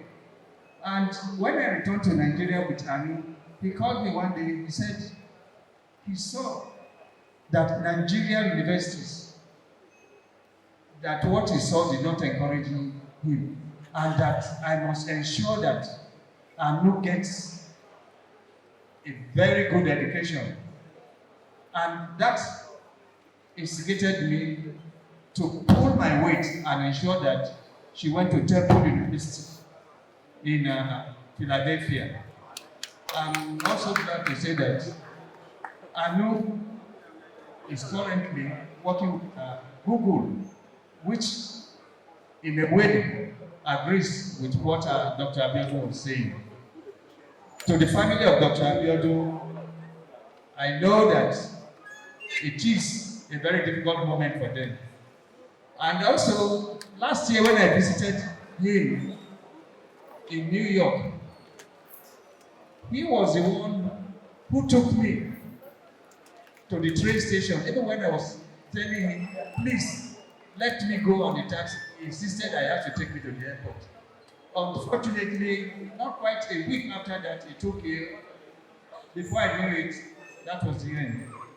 So, to Madam Judith, condolences. May God continue to give you the courage to bear this irreparable loss. And we thank the SLI for organizing this conference. Thank you very much. Thank you, sir. Rector, Federal School of Surveying, Oyo, and President GOC.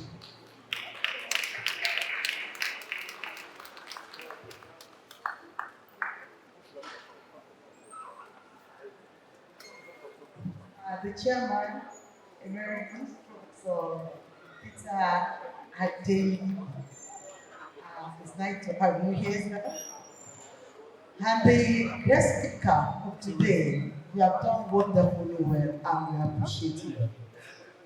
My responsibilities of faculty is my head of department, diplomatic today, geography department. One thing is clear. The issue of geoinformation and the space application are multi-dimensional and multidisciplinary. And you can see from these audience that we have different people from different disciplines present today. Geoinformation Society is the platform for bringing in together all the professionals in the geospatial industry. And we are proud to be honoring the memory of one of our own founding fathers, Dr. Abiodun Adigun. And I want to say to the family that your son had done very well. He had lived a life well fulfilled, a legacy of impact that we are all celebrating in his memory today. The presenter of today to put up a division was there to launch the satellite, to design it, and I witnessed in 2003 when we welcomed back our young men that actually accepted the Nigerian satellite. I think between age 20 and 25 at that time. Nobody did launch it then. But we were built on that. But for the political will, I want to state here that we need that political will to be able to push that goal. We have been discussing at different forums the challenges, but now must be the way forward. On behalf of the Information Society of Nigeria and my school, Federal School of Surveying, the first technical institution, geospatial, in Nigeria, founded in 1908. That was before Nigeria had been good hints to the African Space Leadership Institute and University of Lagos, and to say thank you, honoring one of the co-founders. ASE Information Society is the outcome of ASE, founded in 2003. And thank you all for attending this program. God bless you. Thank you. Coordinator Geos Africa, Mrs. Lara, Geos Africa. HOD Geography, the collaborative departments. Professor Olusegun Adigun. Professor Adigun, we are waiting for you. Just 3 minutes, max.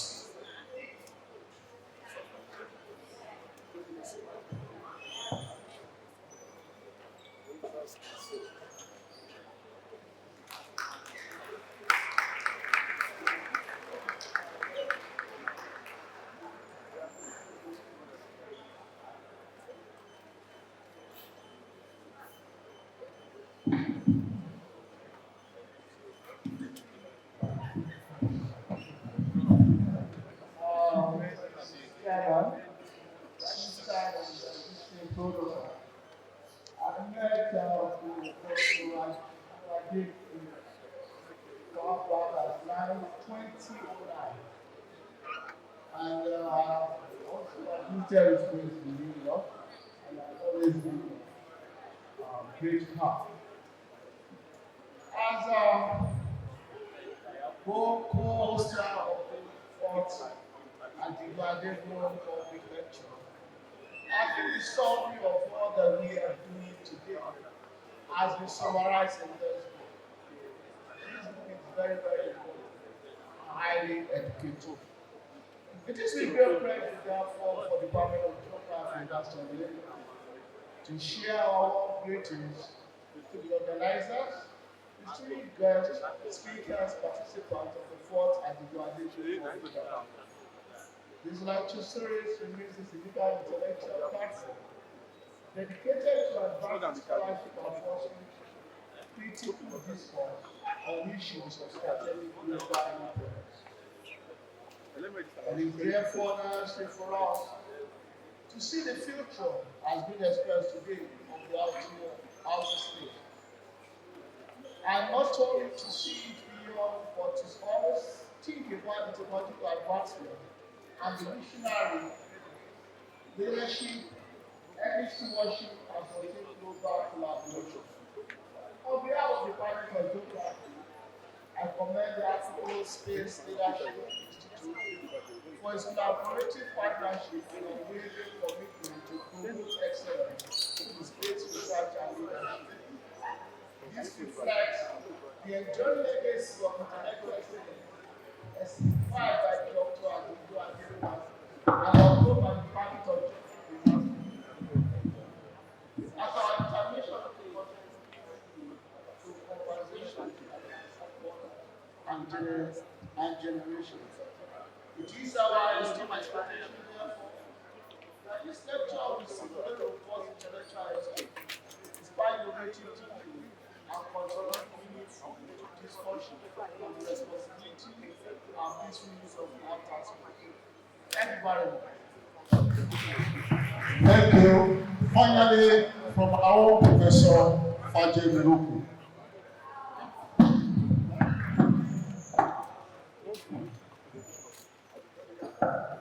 Mr. Chairman and the lecturer, all protocols observed. It's a thing of joy for me to say one or two words about Dr. Adigun Abiodun. I may be the one who was the one that first knew him amongst all the people that are here today. I started my lecturing career at the University of Ife. And when I got there in 1971, he was a few months already there. And he was in the Department of Agricultural Engineering, and we shared this. He got himself into Agricultural Engineering Department. He had a vision as far as remote sensing was concerned, and he veered into that direction. He made a huge success of remote sensing and moved on to space science and technology. He got to the top of that by being a UN expert in space matters. When he came back, when he finished from there, he became an advisor to the Nigerian president on space issues. So you can see his trajectory and see that he has not said that, oh, I was a student of civil engineering, so I remained maybe a structural engineer or something like that. He knew what he wanted, and he walked in that direction, and he got success out of it. It's a pity that he is no longer amongst us, but I'm sure that his memory speaks volumes for him, and members of his family should be very, very happy that they have a person and a man such as Adigun, Abiodun. If you look at that picture of his there, that is him, always smiling, no room for sorrow, and he is a born optimist. We thank you, ASLI, for organizing this lecture, and we thank the lecturer for delivering the masterpiece of the lecture. Thank you very much, and God bless you. Thank you very much, Professor Olufadeyogun, former Deputy Vice Chancellor of Management Services of the University of Lagos. We are winding down, and so we say that in the next 3 minutes we are going to be out of here, 3-4 minutes. But not without watching a response by the family. And your screen, you will see the video from Dr. Judith Abiodun, the wife of the man we are celebrating.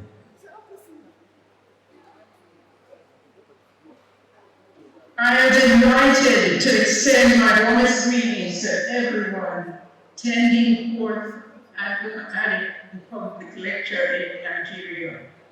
Greetings to you all. I'm indeed grateful to the Africans.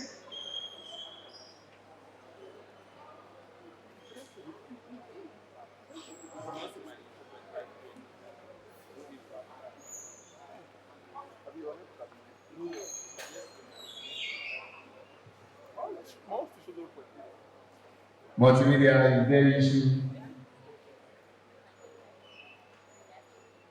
Maybe for a minute or two, I will just allow Dr. Sonjo Bankwe to speak for just a minute or two so that we can call this a wrap. Thank you very much. Building is not just tease the faith that he wanted the greatest here. From what I shared today, we know should have been deep months continue to build. Thank you very much. I'm standing on the team protocol. In fact, I was about to apologize on behalf of Madam Judith Abiodun. She wanted to come. When we had this same plan last year, she had the intention of coming. But one of the things you notice, those of you who are following the news, is that using space technology, we now know there are serious climate change. So the snow in the US has led to cancelling of so many flights. So that's why we spoke yesterday. That's why she couldn't make it. And I also want seriously to thank the Dr. Etin, the African State Leadership Institute representative, for fixing today as the day for this lecture. And like the chairman, it's like a memorial lecture. It's really a memorial lecture to those of us who are members of the family. We appreciate this honor. We are very pleased by what you have heard today. And we also feel we are honored by the presence of all this, especially those of the one in particular saw Dr. Emmanuel giving the lecture. He reminded me of Dr. Abiodun more than anybody else. You know, that is his style of presentation, making things as practical as possible. And yes, in fact, I always tell him that we thank God that people say people have wisdom, know of his application of knowledge. I think Dr. Adigun was endowed with wisdom, courage, and love. He shows love to every member of the family. He shows love to every person he encounters. That has been his nature. In fact, he is one of those who believe the application of knowledge, expertise to solve human challenges and problems. Let me quickly put it. In 1976, when he got the letter to go to the UN, I was the one who brought the letter to him. And when he opened it, he embraced me. This is the challenge I want to give the young ones. He said, Sojo, nobody can stop me from going to this place. That is how courageous he was. Why did I say so? Everybody, There's a lot of stronghold in moving forward in Nigeria. Stronghold, appreciative stronghold. Oh, then you just and if you cannot move. But it was the time, it was so courageous. He told me, nobody can stop me from. He did. And today we are seeing the result. So I want to encourage the young ones, please be courageous. Be ready to face the stronghold of this country now. Like the chairman, stronghold, you have the social stronghold, you have the economic stronghold. We need to move forward. So that's my challenge. And family, I want to say thank you for good. Bless. Thank you very much, Dr. Sanjo Bangui, representing the family. As we bring this event to a halt, may I now respectfully invite Emeritus Professor Peter Olufemi Adeli, the chairman of this occasion, who also doubles as the former Vice Chancellor of Federal University of Technology, Akure, to help us make a presentation to our erudite lecturer for the 4th edition of the Adigun Abiodun lecture. Talking about our very own Dr. Emmanuel Effiong Ekuwe.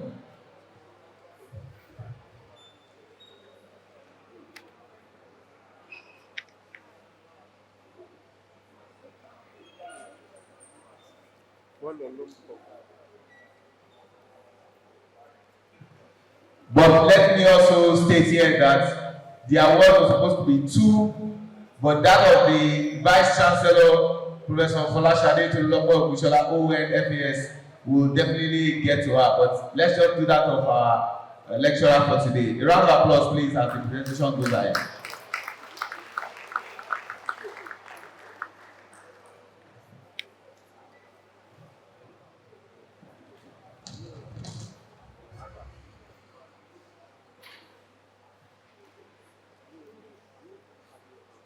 Distinguished guest lecturer, on behalf of ASLI, Department of Geography, and all the audience here, this is to express our gladness that not only did you accept to come and give this lecture, but you resonate so much about the life of Dr. Abiodun. So on behalf of the organizer, I'd like to present this token gift to you for the service you render effortlessly.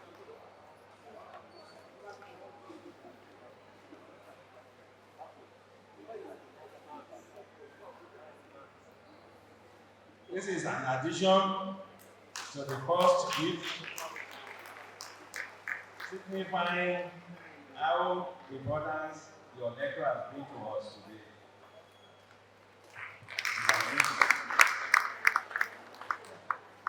I'm not sure whether I told you must have read this book all over again, but they want to present it again to you, just to keep on reminding you who are the adjustments.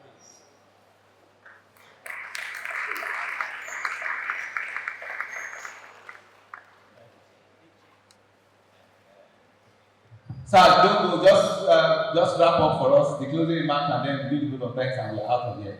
Emeritus Professor, yes. Just give us your closing remarks as the chairman and then we'll do the vote of thanks.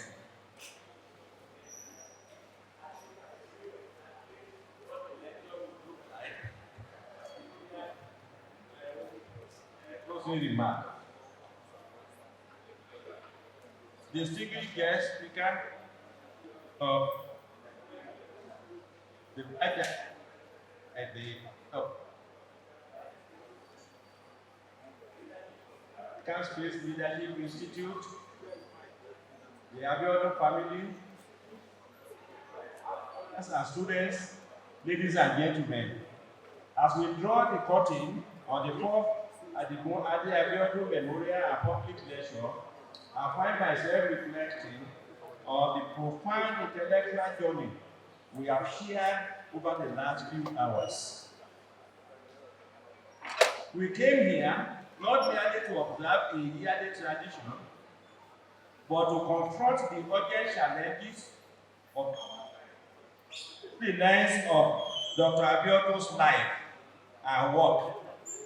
Our guest speaker, Dr. Emmanuel Ebuwe, has masterfully articulated a vision for a secure and equitable outer space, a vision that resonates deeply with the Abiodun creed. That space technology is a fundamental tool for the common good. To our guest speaker, I offer my profound thanks. Your insights have provided us with a roadmap that is as scientifically rigorous as it is patriotically inspiring. You have done great justice to the memory of our departed friend. To the African Space Leadership Institute and the Department of Geography, which is my department too, University of Lagos, I commend your tireless efforts in organizing this event. It is through platforms like this that we ensure Ade's intellectual flame is never extinguished, but rather passed on to the next generation of African missionaries. To the students and young professionals from the various higher institutions present today, you are the architect of the secure, sustainable, and peaceful future we have discussed earlier today. As we leave this hall, remember that your technical skills, whether in geography, geophysics, surveying, remote sensing, security, law, or engineering, gain their true value only when they serve humanity. I urge you to remain curious, remain collaborative, and above all, remain committed to the integrity that Dr. Abiodun personified. To the Abiodun family, we thank you once again for being with us. Your presence remains a source of strength and a reminder that while a giant has transitioned, his spirit continues to guide our continental aspirations. As we depart, let us not leave these ideas behind in our Babala Hall. Let us carry them into our laboratories, our classrooms, and our policy-making chambers. Let us work together as Africa that does not just look at the stars, but master the technology required to reach them for the betterment of every citizen.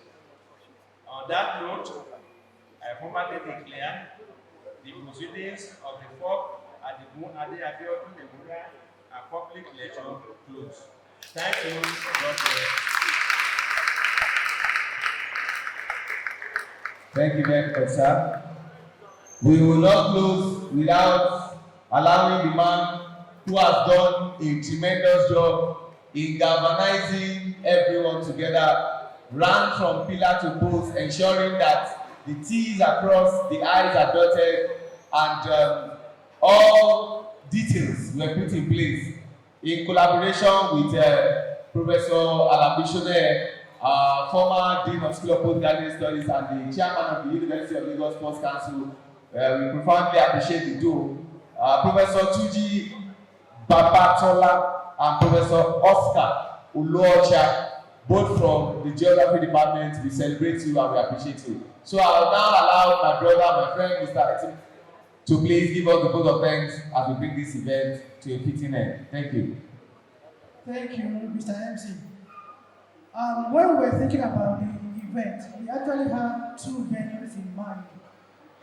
One option was to do it at the Nigerian Institute of International Affairs. The question I posed forward was that if you do it at BI, how many people will come there? If people come, it's maybe the big people as we know them. But The academia may not be well represented. People maybe from the industry, maybe those who are in BI arena. Students will not be well represented. So that was why we felt, all right, where is the next best place? And I'm really here to show appreciation to the University of Lagos for accepting to host this program. I don't start mentioning names now since I have less than 1 minute, but I just need to mention at least 2 names. Otherwise, this program would have just been a thought in the head. Maybe the first person I'll just mention is Professor Peter Adigun. I got to know him, well, not too long ago, but I got to know him through Dr. Abiodun, and I want to really say thank you, sir, for making this to happen, sir. And the other person is Professor Sholeye. Professor Peter Adigun recruited Professor Sholeye, and Professor Sholeye has actually been maybe I should say the chairman of the LOC. Despite the fasting and everything, he still be running up and down, spending money, spending time, energy.